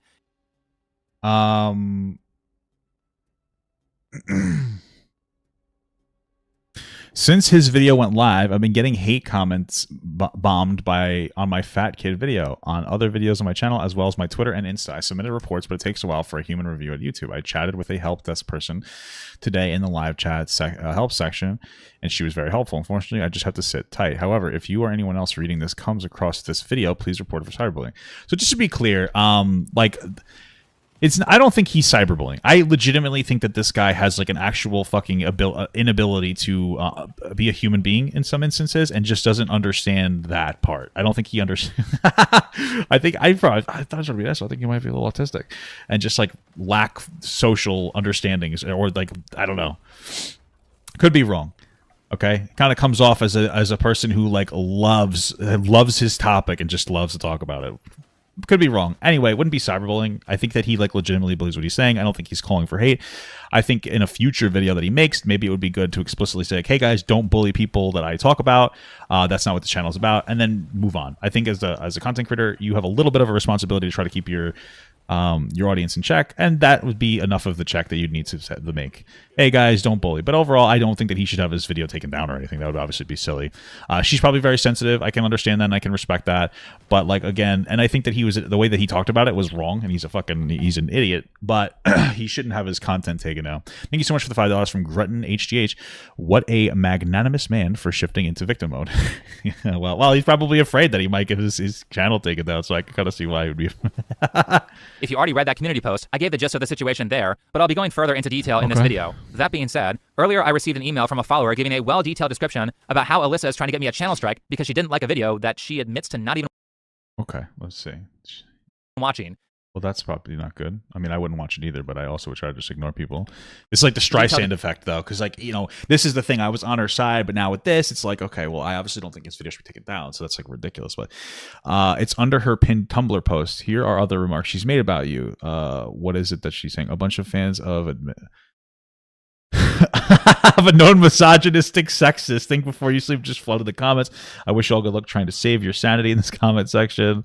Description about how Alyssa is trying to get me a channel strike because she didn't like a video that she admits to not even watching. Did you see the total creep who did a takedown of your fat animation video? It's the exact sort of insane you'd expect for somebody mad at today's idea of weight isn't actually the only thing that matters in life. Yeah, I mean, that's true, but yes, I didn't watch it. A friend who did, though, gave me a rundown. I advise others not to watch the video or his channel. Do not engage. Don't give him a single second of your time or ad revenue. This is fair. That's fair. It's the other thing. Please report it for cyberbullying is like the only real issue so far, but the rest of this is fine. If you didn't watch it, how do you know what's in it? Well, a friend of hers told her it was bad. Wait, isn't this the exact kind of research that I criticized her for in the video? That's funny. Now, before we go any not really, but okay. further, I will say that I began this journey with a bunch of people saying that Alyssa was deleting comments on her Perks of Being the Fat Kid video and put a pause on the comments section. Good. You should delete comments if people are saying dumb shit. Like I do the same thing if somebody's being annoying. I don't delete comments. I don't delete comments of people who disagree with me. But if you're an annoying fuck, then I'll just like hide you from the channel. Because like I don't care. Like it's my comment section. So it's like if you're saying annoying shit, I'll just like remove it. I don't really give a shit. I'm not coping about it. I'm not upset about it. Dude, I just died and I'm gonna fart. I understand a lot of people are going to cry censorship, but also I will point out that anytime someone makes a video criticizing a creator, the vast majority of the new comments on said creator's video will say, LOL, you're dumb and I don't like you. While I don't mind if people write comments that include polite and constructive criticism, unfortunately, asking for viewers to be courteous to other creators that I cover on this channel does not actually stop comment brigading, no matter how many times I've done it in videos, and it doesn't work when other creators do it either. Unless someone has actually engaged in criminal behavior, I think generally YouTubers don't want their followers filling up another creator's comment section. Yeah, like I said, I think it would be good to, why the fuck this looks so weird right now. It would be good if you like were explicitly like against your, like just be like, hey guys, in future videos, hey guys, don't do that no more. You know, that would be pretty much it. I also think it's well within a creator's right to block or mute comments on their channel that are essentially harassment and not an actual discussion. However, this comment brigading behavior appears to just be a fact of nature that creators can't control. So really, it's on YouTube. You can't listen. I've watched plenty of this guy's videos. At no point have you ever said like, "Hey guys, don't go and harass or attack people," because the kind of content you make, even if that's not your intention, there are some people that might latch onto it and go harass people. So it wouldn't be bad to be like, "Hey guys, don't do that" at the beginning of your videos. That's the only thing I would say moving forward. Of like any change that you should really make as a creator. To make an interface change that addresses this problem. We already have subscriber-only mode on live chat. I don't see why that feature can't just be added to video comment sections as well. You would be shocked at how many people would lose their interest in saying, LOL, you're dumb, if they had to wait 10 minutes or 24 hours to say it. This would heavily cut down on sure. That's not a bad idea, actually. Comment brigading without removing the ability to provide constructive criticism and without having to full-on censor the comment section. Anyway, Alyssa posted this on Tumblr. Of course it was Tumblr. The comment thread starts out with the post saying, "Did you see this total creep who did a takedown of your fat kid animation?" Alyssa responds to it by saying, "Yes, frowny face. I didn't watch it. A friend did though, and gave me a rundown. I advise others to not watch the video or his channel either. Do not engage." Yeah, that's fair criticism. That's a good idea. "Don't give him a single second of watch time or ad revenue." Yeah, real mature. "I'm going to start a mass flagging campaign for a video that I didn't watch, and then tell my followers to not watch it either, because surely they shouldn't be allowed to develop their own opinions on content that is critical of me." Gee, that doesn't sound like a cult at all. God forbid people on the left explore some of the viewpoints that exist on the right, because that is scary. You know there are many ways to watch a video. Well, I mean, just to be clear, this isn't like a left and right issue. Like, it's not like a political issue. This was her talking about her experience with her weight, and you have like the weirdest pearl clutching fucking reaction to it. That's it. So her's like, yeah, don't give a view time. Like, it's not worth it. Like, yeah, that's fair. This isn't like a left-right issue. You're just like politicizing like a non-political thing. Video without giving it ad revenue rights. For example, you could watch it on my Rumble channel where I basically re-upload everything for free. The link is in the description. Okay. I'm sure you get some ad revenue there, but yeah, go check out my Rumble, guys. Moving on to what her friend said about the video, because everyone knows that a game of telephone is always the best way to get the most accurate representation of an event. Anyways, finish the entire video. Guy is just dog whistling to misogynist. Well, that certainly is a completely non-biased and fair assessment. Okay, I'm going to read the whole thing myself, and then you can talk. Anyways, in this video, guy is dog whistling misogynist and using phony generalized life advice. Guy suggestions like get plenty of sleep, exercise, stop eating sugar, don't drink alcohol, don't smoke weed. And the general vibe of his video is I hate fat chicks, and here's why. Yeah, that's actually pretty accurate. Spends a very high percentage of the video personally attacking Liz's appearance and takes her opinionated life story and attacks it. Yeah, it was weird when he was like, when he was talking about how attractive her hair and eyes were. That was a little bizarre. Attacks it with cherry-picking non-academic sources, which is hilarious because he leads the video by claiming that the literal professionals' well-documented opinions shouldn't be trusted in a very hand-wavy sort of way. Pretty much any time he interjects his own opinion on the matter is either just a non-factual opinion or actual tinfoil hat health guru-style conspiracy theory. Yeah, he did say that about like acid reflux. That was pretty weird. My judgment is... Okay, I can't do the rest of it. My judgment is this guy appeals to the same audience as Jordan Peterson and Ben Shapiro. Hey, by the way, Ben Shapiro, based as fuck. I like Ben Shapiro. Of my video that not only brings up my bad points, but... Well, maybe not based. I don't agree with everything he says. I just like the guy. My good points as well, and totally doesn't preempt Alyssa to hate me before any of the video is discussed. Sarcasm aside, may I remind people, like I did in this video here, that while my viewership is mostly male, my female audience is between 15 and 20% on a typical month. If I was just posting radicalized misogyny in every video, then I wouldn't have this many women watching the channel. Okay, cool, man. Now let's or maybe they're hate watching. I don't know. Sure. Continue with the completely unbiased assessment from Alyssa's friend. He spends a very high percentage of the video personally attacking Illy's appearance. Well, first of all, the fashion section was less than 10% of the content. It was 2 minutes and 45 seconds of a 37-minute video. Damn, was that video really 37 minutes? Fuck, I can't believe we watched that whole thing. Second, you also forgot to mention the part where I began that section highlighting Alyssa's good features to aim people's attention towards. It was so weird. And gave 2 examples of what she looks like when she styles herself correctly. It was really weird, the advice you gave, though. You're like, she looks terrible in this dress. But she looked fine in there. She looked cute. It was fine.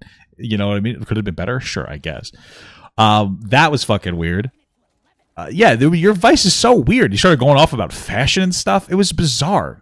It was so fucking weird. Maybe he just doesn't understand how off-putting he is. Compare that to when she styles herself incorrectly. The reason I did that is because many people think they're ugly when they actually aren't. They just have bad fashion. Trying to fuck her? Like, I did a whole video about it here discussing multiple YouTubers who would look way better if they just took care of their appearance. Alyssa would be just as attractive as all the people she said she compares herself to in the perks of being the fat kid video if she just learned good fashion. Can we all see why you should watch a video before you rile up a hate mob? When you hear personally attacking Illy's appearance, there are a lot of ways that can be interpreted. Some of them can be cruel and malicious bullying. Others could be, hey, you're actually not ugly. Just do these things here and you'll look great. In order... That wasn't quite the tone, but sure. To determine which one it is, you need to investigate further. Alyssa's friend says this next. My judgment is that this guy appeals to the same audience as your Jordan Petersons and Ben Shapiros without any of the qualifications that those two regrettably have. Why would she assume that I'm a fan of Ben Shapiro when I made fun of his sister's terrible fashion recommendations in the very same video? Oh, you don't like Ben? Wow, yeah, fuck you, dude. I love how she glossed over that one, but at the end of that image, she's making an appeal to authority argument by saying that Jordan Peterson has a degree in psychology, Ben Shapiro is a lawyer, and I'm not qualified to speak because I'm not a psychologist or a lawyer. Well, for one, we're talking about health and fitness here, and what sort of certification... That is true. He would have a certification in that, so he would be qualified based on that. No? So that argument kind of falls short there. Does Alyssa have in either of those fields to be qualified to talk about them in her video? Well, again, she's talking about her personal experience being a fat person, so it's not really like... Yeah. Guess who does have certifications to talk about fitness? Me. I don't mention it a lot because constantly talking about... I think you've mentioned it in every fucking video I've ever watched from you, brother. Qualifications sounds a lot like insecure bragging, but I did say I was a fitness professional in my reaction to Alyssa, and my personal qualifications are a bachelor's degree in kinesiology, an NSCA personal training certificate, and a 200-hour yoga teacher certificate. I also... Damn, a yoga teacher? That's fucking horny, brother. I have about 12 years of combined experience in the fitness industry and in sports, and I taught for about 10 of those years. I am very well educated in this field. I constantly learn new information in it, and it's one of the reasons why my fitness and weight loss videos do so well. It's because my advice actually works and has resulted in many people losing weight. Does he actually have fitness and weight loss videos? I've never seen them before. Does he actually do fitness weight loss videos? Is that a thing in like a different channel? Or is that just like general advice he'll kind of throw in there? Again, if we all have to have degrees in this stuff, where are Alyssa's qualifications to give health advice to kids? Where's her degree? Well, she's not, right? She's just kind of giving her own anecdote, but... All she did was talk about how uneducated... And also, all she's really saying is like, hey, just because you're a little overweight doesn't mean that you're unhealthy. It's not even like that crazy. 9% move speed, holy fuck. She is on this subject, and starts the video out by saying this. I started dieting at the age of 11. I looked over at whatever Weight Watching Jennifer... Yeah, and then you were like, and then she's like, yeah, you probably shouldn't track your calories at 11. You were like, no, I think you should. It's like, what the fuck is wrong with you, dude? Craig, Fitnessing Pal, MLM, Facebook scam my parents were up to, and I copied them. So she's preempting the video, telling you that she's unqualified, and then she spends the whole video talking about how the advice of the professionals that she was 11 years old, bro. She chose to listen to didn't lead her to her goals. Anyway, Alyssa's friend goes on to say, blah, blah, blah, cherry picks, blah, blah, non-academic sources, which is really funny because Alyssa's main sources were a magazine and a fat acceptance advocate. Hell, they didn't even put a person's name on this 20-year-old article. Meanwhile, I actually gave proper citations that lead you directly to the source. I actually gave the names of the professionals that I was quoting. That guy looks interesting. I showed a video using indirect calorimetry to display the differences on what types of exercises burn the most calories, and I linked a... Yeah, but even that was like kind of poor context because you're talking about like cardio versus weight training, and you're like, well, cardio is better for losing weight. It's like, is it though? Like, he says more efficient, but like, is it? Maybe per session, sure, but like at the end of the day, like increasing your calorie, like your maintenance calories through like weight training is probably going to be more efficient in the long run, but okay. Now a Samson video where I go very heavy into the data about why fat acceptance is bad. An argument so good that even Noah had to agree with it. So I must admit that in my prior video, I made a mistake. Well, two mistakes. The first mistake was the way that I made one of my arguments. I argued that fat representation in media can help promote healthy habits. This line of argumentation is not great. It's a stretch because it relies on a lot of correlations. A good chunk of Think Before You Sleep's video covers this flaw in argumentation. So I'm hereby raising a white flag on that argument. I think it's a bad argument. I'm not sure what a literal professional's well-documented opinion is, but considering that I'm also a certified professional in this field, it's my word against theirs, so welcome to a stalemate. Last, her friend ends off her comments by denying that Aubrey Gordon is a very ideological radical leftist. I don't know shit about Aubrey Gordon, so but from what you showed us, she didn't really seem like particularly bad. To which, if you actually read the stuff that I posted on screen during her segments... Oh yeah, it was... Okay, you highlighted different stuff this time. And healthism isn't just a problem for fat people as a tool used to further an anti-fat bias, yes, but also ableism, transphobia, misogyny, racism, more. I have no fucking idea what they're talking about, implying that health conditions are caused by failures of a perceived personal responsibility to be healthy, not by structural forces that disproportionately harm the health of people living on the downside of power. Healthism shows up when we suggest that trans people should be more worried about the side effects of long-term hormone therapy. Listen, I mean, like, if they're specifically talking about how you don't necessarily make choices when you're growing up in some capacity of your food, and then you're kind of like, you know, stuck with particular eating patterns, maybe. I don't know. Like, it's a little too overcomplicated for me to actually give a singular fuck about. But okay. You could easily see. I didn't just say that without proving it. And yes, her politics are relevant. And the other stuff was her talking about how people concern troll her and pretend that they care about her health, and you're like, no, they actually do. So you're kind of a fucking... This guy's just so interesting. Or Alyssa's, because... Somebody should study him, I think. Alyssa loves to abruptly insert her leftist politics into videos for kids. Another memorable kid. Videos for kids, baby. She's grooming kids into being fat. That's the implication. Called Devin. One day while I was getting snacks ready, this little dude stomped and stormed in. Did not... What the hell is this, a different video? Would you start binge watching your videos? Pass the snack table, did not collect the Cheez-Its. And that's how I knew something was up. So I sat down with him, but before I could get a word in, he turned to me and said, "Do you know what the most evil thing in the world is? Plastic." And he goes off about littering, landfills, fossil fuels, acid rain, CO2 emissions. And this kid's probably stressed as fuck if he's thinking about all that stuff. Our carbon footprint. So in general, do you think that a person can achieve better weight loss by lifting or a combination of cardio weightlifting? Well, you're better off doing cardio. Listen, for me personally, I do cardio for my heart health, and I do weight training because I like weight training.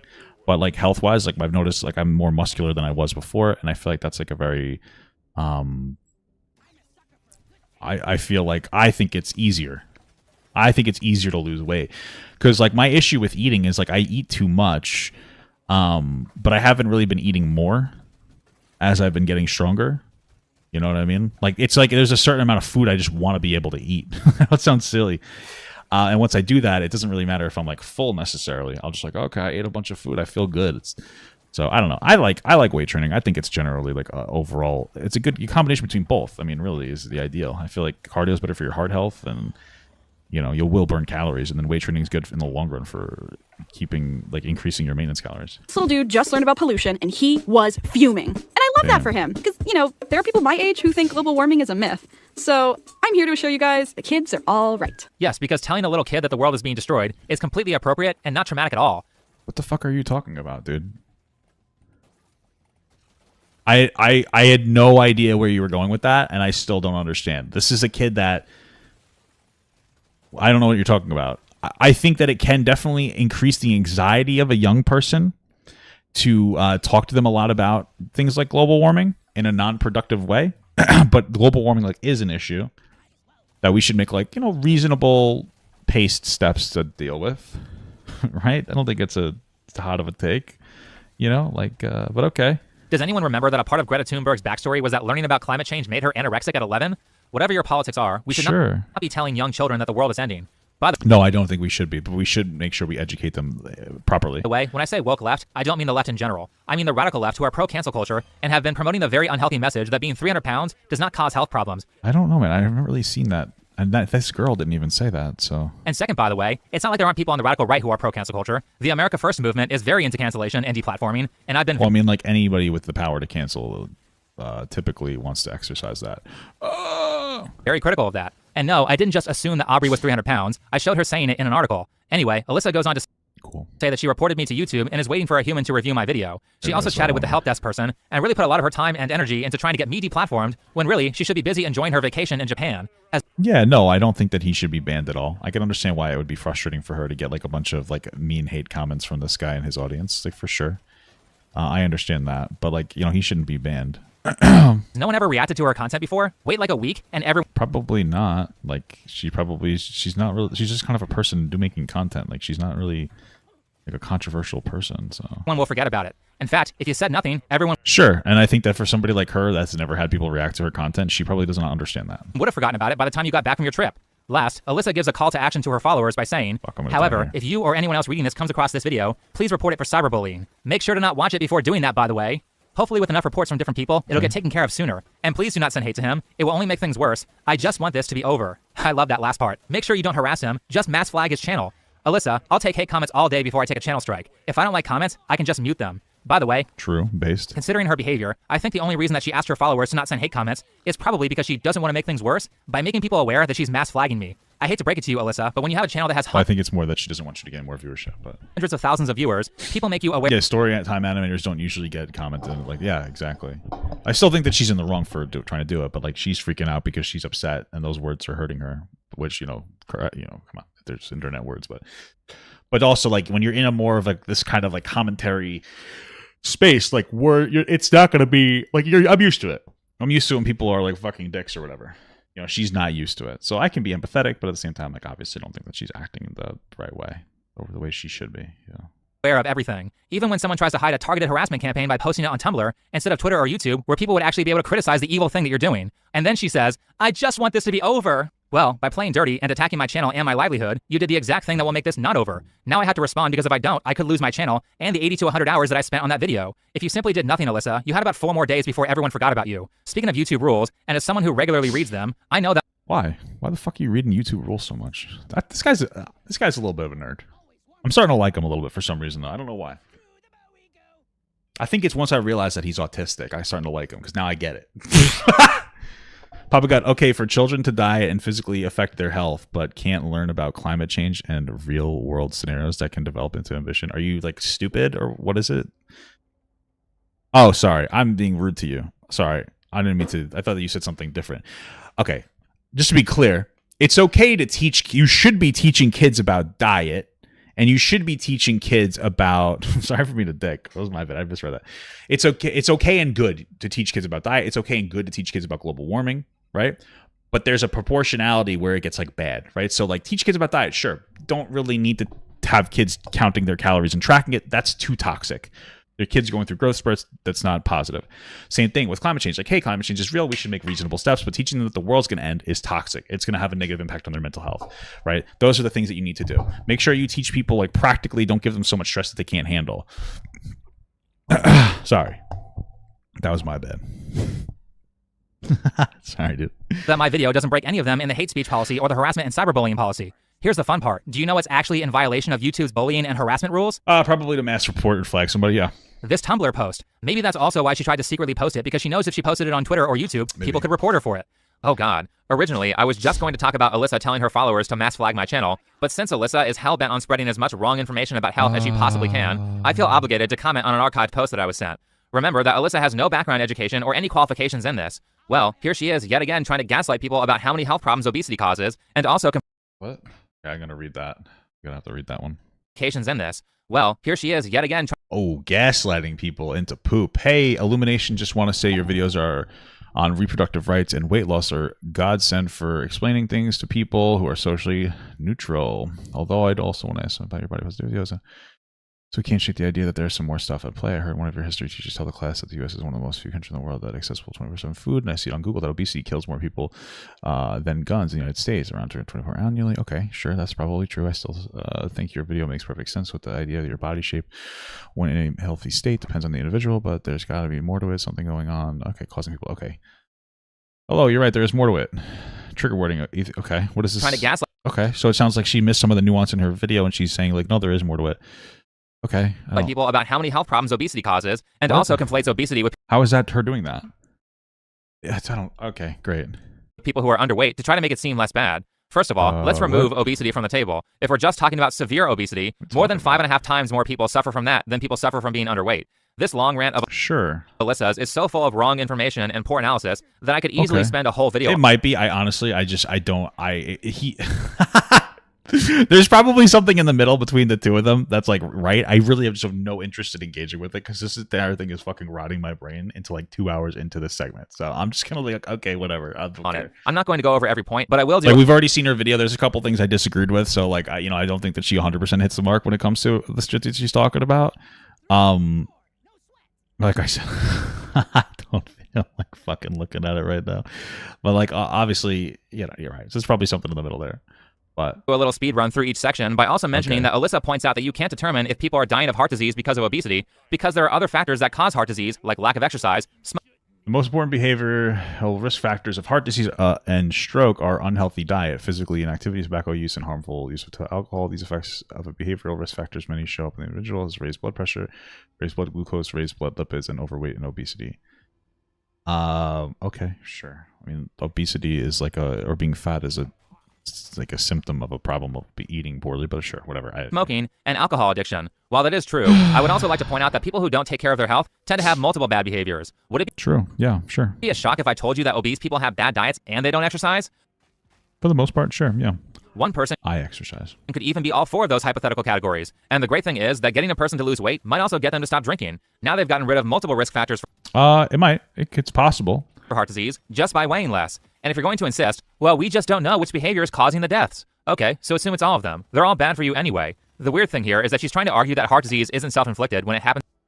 I don't know what percentage of obese, overweight, fat, thin, underweight, drug, and alcohol people make up this. Okay, whatever. To an obese person, but it is self-inflicted when it happens to a smoker or an alcoholic. It seems like she is focusing too much on weight not being that, or being overweight not being that bad, but it's not very good. I mean, that's how she ends her argument, at least. Personally, I don't really see a difference between destroying your health with binge drinking versus destroying your health by binge eating. Maybe the only difference here is that you don't want people criticizing the behavior that— Well, that's the thing, is that like binge eating and binge drinking are going to cause you to gain weight, right? So like you could have a perfectly healthy diet, but if you're fucking consuming 1,000 calories worth of alcohol every day, you're probably fucking yourself. Well, that's part of your diet, but you are guilty of. So you're shifting the goalpost by saying, well, at least I'm not a smoker. Second, Alyssa shows this single anecdote from 6 years ago to say that doctors are generally ignoring proper medical practice when it comes to obese people, which results in a I wouldn't be surprised if more fat people and skinny people die of the same diseases. I don't know. For my personally, here's my thing: is that like when it comes down to it, like there's sometimes doctors will be annoying. They won't have, and they won't, in my opinion, have like the right. I guess I'd say conversation about my weight. You know, like I've had my wife's gone to the doctor before because she had like psoriasis, and you know, obviously weight is going to contribute to that. But instead of the doctor saying that and then like giving her treatment, she's like, "Oh, well, you're just fat. Like that's why you're having that issue." It's like, okay, that's not really helpful in the short term. You know, so sometimes doctors can be annoying. Like this guy even admitted that doctors, like primary care physicians, don't understand diet anyway. That's not what they're trained for. So you kind of agree with what she's saying, no? Massive amount of them losing their lives. The problem with this particular anecdote is that this person, Ellen Bennett, is a fat activist. Activists love to distort the truth if it helps them fight their cause, and I point that out because this you kind of seem like obituary and the related article are extremely unspecific about important details, like the type of cancer that Ellen had, or fat fuck cancer apparently is what she had. Sorry, that's a little fucking mean. I wasn't calling her fat. I was just saying that according to Think Before You Sleep, but it probably was something weight related. I'm pretty sure cancer is weight related. or what her chief complaint was when she entered the doctor's office. One of the things that liars love to do is omit specific details because it makes it more difficult to question their story. People get late diagnoses on cancer all the time, whether they are obese or not. So without specific information, we can't determine if there was any sort of malpractice. Oh, was that the claim that she didn't get like her cancer diagnosis because she was fat? I mean, maybe there's a level of truth to that. I don't know. Maybe they were like ignoring some of the warning signs because of her obesity instead of actually testing. That could be true. I don't really know what the story they're referring to is. If Ellen walked in with stomach pain at 250 pounds or so, no doctor is going to say, it could be stage 4 cancer. We need a tissue biopsy now. They're going to go through all the common reasons that people have gastrointestinal issues and rule those out first, to which obesity and poor diet cause a lot of them. Well, I doubt that it was only like a month of a delayed. Okay. They aren't just going to give you every single possible test on your first visit. That would be expensive and impractical. Also, this all happened in Canada, and I could have just as easily taken this very vague story and used it to spin a narrative blaming socialized medicine for this, or any other cause that's politically convenient to my interests. Last, that's true. It could be hard to diagnose somebody who's overweight because their weight might could play a factor in some of like the other issues you have. For sure. Alyssa gets a little personal by talking about her mom, who is a nurse who works a lot of overtime. Her mom went into the doctor's office complaining about hip pain and ended up needing a partial hip replacement. Very specific. We have a chief complaint and the exact diagnosis, so I can reasonably believe that she's telling the truth. Alyssa is mad that it took a long time for her mom's hip issues to be properly diagnosed and blames anti-fat bias for why her mom couldn't get an x-ray or an MRI. Well, to start, MRIs are expensive, and a year isn't that long to wait when it comes to joint replacement surgery. I mean, she'd be paying for the expense. If anything, the hospital wouldn't want to cover it because they have, I don't know, good health care, or they're, I don't know, I don't care. Like, this is... My grandparents both... Well, this is supposed to be about how this YouTuber is trying to deplatform him, which is wrong and unfair. What the fuck are we rambling on? Where are we going with this? Dealt with bad knees and bad hips for multiple years before they got replacement surgeries. But since my mom is also a nurse, which gives me easy access to things like the opinion of an orthopedic surgeon, let's talk about why the doctors might have made her wait. Alyssa's mom is 50 years because she had too much weight. years old. The average age for a hip replacement is roughly 65. That's important because hip replacements only last about 20 years. Since surgery... Bro, this video could have been like 3 minutes of like, yeah, she's trying to do this, and that's not fair. And I would have agreed with you. But even in this, you just come off so unlikable. It's inherently dangerous, and it gets more dangerous as you get older. A lot of surgeons like to delay knee and hip surgeries for as long as possible so that they don't have to do the surgery a second time. It's reasonable to spend a year extra... Maybe, but you could also get to a point where you're so old you can't get the surgery. But like, she's not that age, so exercising other options before you cut someone open. That being said, let's go over a little more information on Alyssa's mom. Alyssa says her mom has... Is she hot? Struggled with weight loss for the majority of her life, which is strange because you would never guess that from the way she animates her mom in her videos. No, but considering she's a nurse, it makes sense because a nurse is an extraordinarily difficult job and very stressful, and she's probably cope eating, so it's like understandable. That's another thing. Like some people, like truck drivers, nurses, are like, these are people that are profoundly important to our economy, and sometimes a lot of times they'll have bad eating habits. Because that's just stressful, and you like, it's stressful to be away from your family for a long time. It's stressful dealing with people all the time. That's why nurses are assholes too, because they deal in like empathy fatigue, because they're constantly dealing with people and their issues. Like, yeah, and so it's important to understand, because a lot of times we look at somebody who is fat and like, oh, you're bad, but it's like a lot of times these people they're very helpful to society, and you know, their job might be having a negative impact on their ability to, like, you know, lose weight. So, you know, being fat is not good, but we don't have to shame people who are fat. Geez. First you animate Aubrey... Like, it's good to have a personal shame. Like, I look at myself and I'm like, I'm a little ashamed of myself for being fat, but people shouldn't shame me for it. Because the shame I have for myself is like productive shame. So that could motivate me to lose weight. But like when other people start shaming me, it's like, oh, it makes you self-conscious. It makes you feel like you can't go outside because people are constantly going to judge you. It gives you like mental like fucking issues. So, you know. Gordon about 150 pounds lighter than she actually is. And now you animate your mom as a thin person when she's actually overweight in real life. You know, for someone who is trying to promote body positivity and normalize things like health at every size, you really do a great job at erasing the existence of fat people from your videos. Anyway, once I read this, my next question was, how overweight is she? Is she 20 pounds overweight or is she 100 pounds overweight? So I don't really care too much about I don't really care too much about her art style. But okay. Some internet snooping and found a Twitter post that Alyssa made of these two people taking a picture with her while they're wearing 2022 VidCon featured creator badges, and their faces are censored with hearts. One might assume that these are her parents. If this person on the right is her mom, I would say, yeah, it's pretty reasonable to see if they can prevent a surgery with some physical therapy and by getting her to lose some weight. Anyway. All right, I guess. Does he not realize he's like he's doing a little too much? It's kind of weird. Like, what? Because what happened here is that this person, again, shouldn't be calling for like a deplatform for you. She's wrong for that. YouTube should do something about it. but you're kind of going off onto this weirdly, like, rant about her. It started off with you calling that out, and now it's like, now you're like looking at her pictures to find like what her mom and dad looks like, and you're reading through all these Tumblr posts and shit. It's like this is like kind of obsessive behavior. No, it's just kind of jarring. But all right, I guess do you, brother. Anyway, Alyssa will go to pretty much any length to prove that none of her mom's health issues are caused by her bad diet. And well, as a fitness professional who took many of the prerequisite courses to be a physical therapist, I will say that one of the things that obese people have trouble doing is walking properly. The first thing I would check is her mom's gait cycle, because obese people tend to turn their toes out and waddle when giving a lot of unwanted advice. They walk, which is bad for your hips. Nursing is also a job where you stand a lot, which is not that great for your hips. And it's even worse if you have 70 to 100 pounds of extra weight pulling your joints at awkward angles. Yeah, but we're content creators, right? So like we don't matter. She's a nurse, so it's more understandable why she's overweight. Consider ergonomic shoes and sitting down more often at work.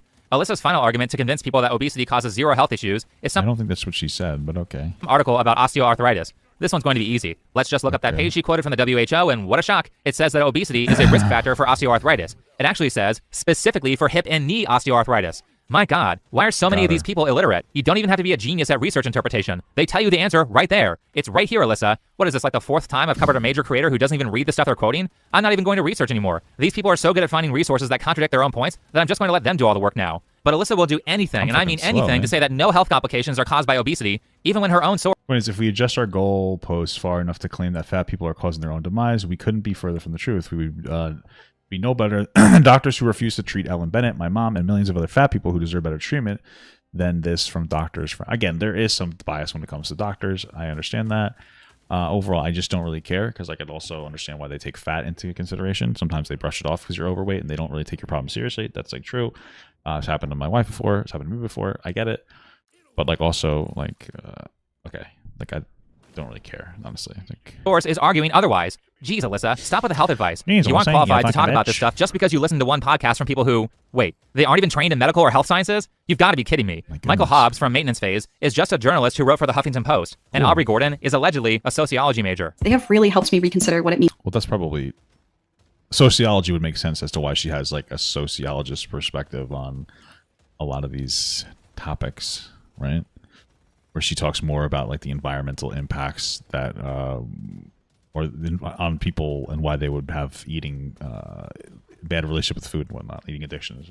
Means to be healthy, and I can't thank them enough for it. I can't imagine how that benefited you. No wonder this article that Aubrey wrote is full of sociological arguments and people's opinions instead of actual scientific data. Does she even know basic biological information like what ATP is? And if you think her Okay, I mean, just to be clear, like sociology is like a type of science, no? Like in some capacity. Cast Maintenance Phase is any better? It's not. We still don't know why most people are fat or how they got that way in a scientifically incontrovertible kind of tested narrative, right? This came from an episode about the 2004 movie on McDonald's called Super Size Me. Now, they do rightfully say that Morgan Spurlock should have disclosed that he was an alcoholic at the time that he was the subject of that film. Sure. But then they go on to say wrong stuff like this. So throughout the film, Morgan Spurlock and his nutritionist both say that he was eating about 5,000 calories a day. They say it several times. So there were like rebuttal documentaries to Super Size Me at the time. Okay. A number of those documentarians, some reporters and other folks like science teachers tried to figure out how to make this happen based on the McDonald's menu at the time. And they could not get to 5,000 calories per day. Wait, but I don't understand how you can't get to 5,000 calories. Can't you just go in there and buy like 12 milkshakes? I mean, what they were saying is one breakfast meal, one lunch meal, one dinner meal, and even dessert. There's no way that you can't get 5,000 calories out of 3 meals at McDonald's. I just doubt it. The fucking chicken nuggets alone, like 20 of them are like 900 calories plus a large fry is like 1,400 altogether, right? Because it's another 540. So let's say we're at about 1,500 calories. That's 4,500 plus a drink that is like not a Diet Coke. Like, yeah, there's no way that he wasn't eating 5,000 calories. There's totally what? Desserts with lunch and dinner, they were still like, can't get there. And even if you add McFlurries or whatever. I just disagree. There's no way you, for 3 meals a day, getting to 5,000 calories at McDonald's is a fucking breeze. What are you talking about? Wow. To lunch and dinner. What? It still didn't get folks to 5,000 calories. The host of There's just no way. What? Wait. What did he eat? There's no way that a Big Mac is 563 calories. McDonald's large fry. I'm explaining this wrong. Another 500, so we're at 1,000. That's large Coke calories. So that's like where we're at. We're probably like 1,400 ish. I feel like it's very easy to get to 5,000. I don't know, dude. I feel like it's not that hard. Add a fucking apple pie every meal and you're fucking banging. I don't know. Is it really that hard? Maintenance phase are really good at giving the impression that they do good research, but did they actually fact check this? No. They pretended to fact check it by looking up one item and saying, that's not possible, which is about the moral equivalent of reading the abstract and claiming that you read the whole study. Well, don't worry, because I did the math. Did they say 5,000 a meal or 5,000 a day? Me. For you. Lunch and dinner. The thing is, documentarians, some reporters, and other folks like science teachers tried to figure out how to make this happen. This came from an episodaholic at the time that he was say that he was eating about 5,000 calories a day. They say it's there's no way he wasn't. The 5,000 calories. The hosts of Maintenance Phase are really good at giving the impression that they do good research, but did they actually fact check this? No. They pretended to fact check it by looking up one item and saying, that's not possible, which is about the moral equivalent. I feel like it's very easy to get to 5,000 calories with 3 McDonald's meals a day. There's no way. Of reading the abstract and claiming that you read the whole study. Well, don't worry, because I did the math for you, and if you supersize everything like Morgan Spurlock did in the movie, and you add in McFlurries, you can achieve about 5,000 calories in 2 meals. Yeah, I mean, I doubt he was having a McFlurry with everything. Supersized fry. Wait, what is a supersized fry? Oh, maybe that's you just don't do that anymore. McDonald's super size fry calories. Oh, they were 610 calories. Why do you have 644? That's fine. That's close enough. Oh, so it'd be even easier. I guess they downgraded it and they don't have it that big anymore. Okay, yeah, I mean, I don't doubt it. Like 600, that's about, we'll say that's like 1,100 just between the fry and the Coke, and the Big Mac is like another, that's like 1,500. You don't even need a fucking, you don't even need a McFlurry. You just got to get a fucking thing. I don't know. I feel like it's not that hard to get there. But also, did you even watch this film before doing the podcast? They literally show his diet journal, and while it is blurry, you can still see he ate 2 Big Macs and had a chocolate shake for lunch. Damn, what a fucking animal. He's not just eating basic McDonald's meals like you guys suggested. Is any of this honest? So how in the hell are 2 magazine writers with a very mysterious educational background qualified to comment on biology? You can't claim to understand a study when you don't know half the language being used. That's like saying that you're fluent in a foreign language just because some of the words are similar and because they use the same numbers as English. I mean, holy shit, Alyssa. I am begging you to stop giving people health advice, and please stop promoting fast food to kids and giving it social proof. Ultra-processed food is produced by a food system that is the leading cause of loss of biodiversity, the second leading cause of carbon emissions, and the leading cause of plastic pollution. Stick to making videos about Animal Crossing and sharing My Little Pony fan art. Based. Hopefully it's My Little Pony Rule 34. You aren't qualified to talk about this stuff.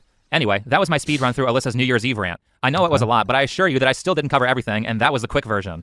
Getting back to the mass flagging campaign that Alyssa started against me, let me be clear. She only cares about my video because it contains criticism against her. She doesn't actually care about real bullying and harassing, or even harsh critique. Well, obviously she doesn't care about bullying because she'll openly call her followers to harass a much smaller creator that has 1/3 of her following. Yeah, well, I guess you're smaller. Okay, sure. But allow me to You're still a pretty big creator, but sure, why not? Remind everyone of this thing that Ludwig said a while back when he responded to a video of mine. I had a problem when I was young where I had a squeaker voice, and I would talk and I would get roasted because of my squeaker voice. It's like an intrinsic quality about me, and not because I am dog shit at the video game. I'm cool with people being mean because I am bad or do something dumb. I'm not cool with people being mean because I have a trait that I cannot change about myself. He said, super based. What is it you're referring to? Said that in response to a video that I made about video game activists using hate speech to cancel all forms of criticism, not just gendered insults or things that you can't change like he was arguing. Okay. Ludwig was roughly saying, no one's going to cancel you for saying someone sucks at the game, to which I pointed out in my response that I received a 3-day ban from Apex Legends for merely saying that a teammate of mine sucked at the game. Okay, I don't care. This is like so off topic. I don't give a shit. So I don't agree with Ludwig's assessment at all. I think this stuff has always been about removing any criticism. Now, did I make fun of Alyssa's gender? I mean, okay, I don't know what you're talking about. In a video game, it makes sense for them to do that. I'm so confused. I don't know what the fuck that had to do with anything. I can understand why a video game company would say like, hey, let's ban people for toxicity, because it makes a more inclusive atmosphere and they make more money, right? Like, I was very toxic back in the day. I get it. I understand why they would ban me. You know, I mean, I said worse than that. You know what I'm saying? But I get it. But I don't know what that has to do with this. I'm very confused. No. Did I make fun of her race? No. Did I ridicule her for attributes of her appearance that she can't change? No. Did I tell my audience to harass her? No. Yet she still has deemed this as cyberbullying and is leading an actual targeted harassment campaign as an attempt to deplatform me and take away my source of income. Like I said, she doesn't care about harassment. And to further prove that, she was very quick to mention all of her YouTube friends a few months ago in a video about autism. My boyfriend Kermit is What the fuck are you doing, dude? not of the YouTube sphere, although he does enjoy watching and keeping up with certain creators. But never in a million years did he anticipate being in the same room as Hassan, Jax Films, Ian. Oh, it sounds fucking miserable. From Smosh, Eddie Burback, Michael Reeves, Lily Pichu, and many others, all at once. Now, I will say that I think most of Alyssa's videos are fine. I think she gives decent advice on how to deal with an autistic partner. I think it's great that she's trying to punch him. I'm just kidding. Destigmatize mental health treatment with videos like this. And I thought that most of the videos that I watched Would you just like binge watch her afterwards? of hers were entertaining and relatable. I mostly just had a problem with her video on fat acceptance. That being said, we can see that she promotes Noah Samson and Hassan, and at least her boyfriend is a fan of them. The fact that she he is autistic apparently, so I understand that. associates with Hassan yet flips out over light criticism from me is really funny. Because you know how I'll take time to say good things about a person, argue their points No, I don't. fairly by bringing up their good arguments, and No. When? And make sure to not poke fun at the things that they can't change? Well, Hassan does none of that. He's spent hours reacting to my videos over the past 2 years, basically calling me every name in the book. Dude, shut the fuck up. True though, he does do that. You stupid, cringe, weirdo nerd, dude. How are you like a... He's so fucking stupid. A 14-year-old pasty little incel on the internet? When I make fun of like pasty little shit-skin incels, you are just a pussy, dude. Hassan is well known for the type of behavior that you would consider harassment, so don't try That is fair. That's a fair point. feigning ignorance, especially Sounded like you said something different there, didn't it? if your boyfriend is a fan. You have to have seen him do this stuff. Wait, take a look at this moment that I found while I was making the insult compilation. And plus, you can shit on women, just not on the virtue of them being a fucking woman. Like, I do it all the time, okay? Again, it's just like the Ludwig clip. It's not about gendered harassment or making fun of intrinsic traits that someone has. It's about using the term hate speech to move the goalpost every couple of years on what's considered mean, so that eventually any kind of criticism will not be allowed because it offends someone. Hassan said it was fine to make fun of a woman, just as long as it's not on the virtue of them being a woman. Cool. Then he said he does it all the time. Now, can Alyssa point to one example where I made fun of her for being a woman, or any intrinsic characteristic that she can't change? Well, no, because she didn't watch the video, so she has no idea what's in it. True. But anyone who actually Based. He got her. Send her to the gulag. did watch it would know that I only commented on things that she has control over, like research skills and fashion. Yet she still said I was bullying her, and told people in her massive 2.5 million person following to try and get me deplatformed for a behavior that someone she looks up to or is friends with admits he does all the time. So the claim that this is just about gendered insults or whatever and everything else is fine is completely wrong. Now, Noah isn't as bad. I think that she's just upset because she's not used to like getting criticism on her content, and your audience is probably extraordinarily toxic. And so like it's upsetting to her. Again, she's in the wrong for trying to get you banned, but like I guess I kind of get it where she's coming from. Sure. Bad as Hassan, but he still says things that Alyssa would very much consider harassment if it was said about her. Here's something he said about me. Ow, ow. So that's what this video is like. Random stock image, smug, whiny commentary. He also followed that up with an entire video making fun of my voice with a friend of his. Do I care about that? No. I know what I sound like. But don't kid yourself by thinking that Alyssa wouldn't make a big deal of it if someone did something like that to her. So Alyssa, why do you think it's okay to associate and actively promote these YouTubers when they constantly do things that you think are so wrong that it's worth trying to deplatform someone? Again, shit, is this rate the of first fire. time another YouTuber has Holy reacted to her fuck. channel? Because I would never think to get... Probably, especially like this is the thing. It probably is the first time, and if it's not, like understand like that your content is much more like what he said in general was like some of it was weird, but it wasn't really that bad. But like be aware of the audience that you're generating. So your audience is like a little off-putting. They probably use your videos, whether you want to or not, want them to or not, to go and bully and like harass people. So like I said, I don't think he needs to change his style of content. I obviously don't particularly care for it. But you should acknowledge that and like maybe try to make reasonable steps towards calling your audience out for being toxic. Get someone deplatformed because I didn't like a reaction they had to a video of mine. Did I cry to YouTube when Hassan made his videos on me? No. Did I cry to YouTube when Noah did? No. Did I whine about Nick is not green or Ethan is online reacting to me? Nope. How about Vosh? Well, Vosh's reactions aged hilariously after he accidentally exposed what was on his computer, but that's beside the point. Never have I tried to deplatform someone over negative commentary, and these people have all said way worse stuff to me than any of the stuff that I said about illymation. A lot of reactions to my channel have been straight up slander too. I mean, Alyssa, you do understand that this post here calling me a right-wing extremist who led a targeted harassment campaign against you is technically libel, right? On top of that, I would like to note that I've made many videos criticizing other people, and Alyssa is the only person to ever try to deplatform me because she can't handle any criticism. How are all these other people so brave? Aren't you like 26? You are well into adulthood and a lot closer to 30 than you are to 20, yet you behave like an elementary school child tattletaling to the teacher because some other kid criticized you for being a bad sport during kickball. Considering that in this post you stated that your market is children, do you really think this is being... Me and my videos were always meant to be intended for a younger version of me. Anyone like me who just needs someone in their corner. Wait, what? Oh, okay. I guess she is saying that was for younger people that needed somebody to say the things that she's saying now. Okay, interesting. Being a good role model? Telling people I guess she is grooming the kids. I'm just kidding. to stick their head in the sand, not listen to feedback, and use dirty tactics against anyone who criticizes them? By trying to deplatform a smaller creator, all you've done is make yourself look bad and legitimize the claims that your opponent made against you. So here's a little advice from someone who is not qualified like Jordan Peterson or Ben Shapiro. If you want this to go away, then stop that really stuck with him. trying to get my video and my channel taken down, and most importantly, ignore everything. Instead of burning your energy on a bunch of random people on the internet that you don't know that have no effect on your personal life, enjoy your vacation in Japan. As someone who has been studying Japanese for years, you would never see me... She just said that she went to a quick Japan trip. Personal life, enjoy your vacation in I flew to Japan for a quick trip. Damn, I wish I could say that. Japan. As someone who has been studying Japanese for years, you would... Of course, this motherfucker studied Japanese for years. He just seems like the type. Come on, man. What are you doing? Never see me ruin a trip to Japan over some stupid creator drama. Why are you even on your phone? You should be out doing stuff. It's been over a decade since I've been there, and no stupid woke leftist reaction video is going to ruin that vacation. In fact, Noah Samson made this video on me right before I went on vacation for a week last summer, and I paid no attention to it until I got back. You would do well to try that. And contrary to what you said in this video here, ignoring people does make things go away. Does anyone remember that Mr. Free Speech Tim Pool sided with two people named Eliza Blue and Jack Murphy who were both in favor of deplatforming? Nope. Do people remember that Tim Pool had one of his reporters write multiple hit pieces on Eliza's top critics while Eliza was busy using her connections to get those critics banned on Twitter and their videos removed from YouTube? I don't think so. Well, I mean, I remember that, but pretty much nobody remembers it because Tim Pool kept his mouth shut. Was it moral for him to do that? No, but it worked, and things went back to normal a few weeks. And we got to throw in the Tim Pool cancellation right here, too. We got to get him. Get him.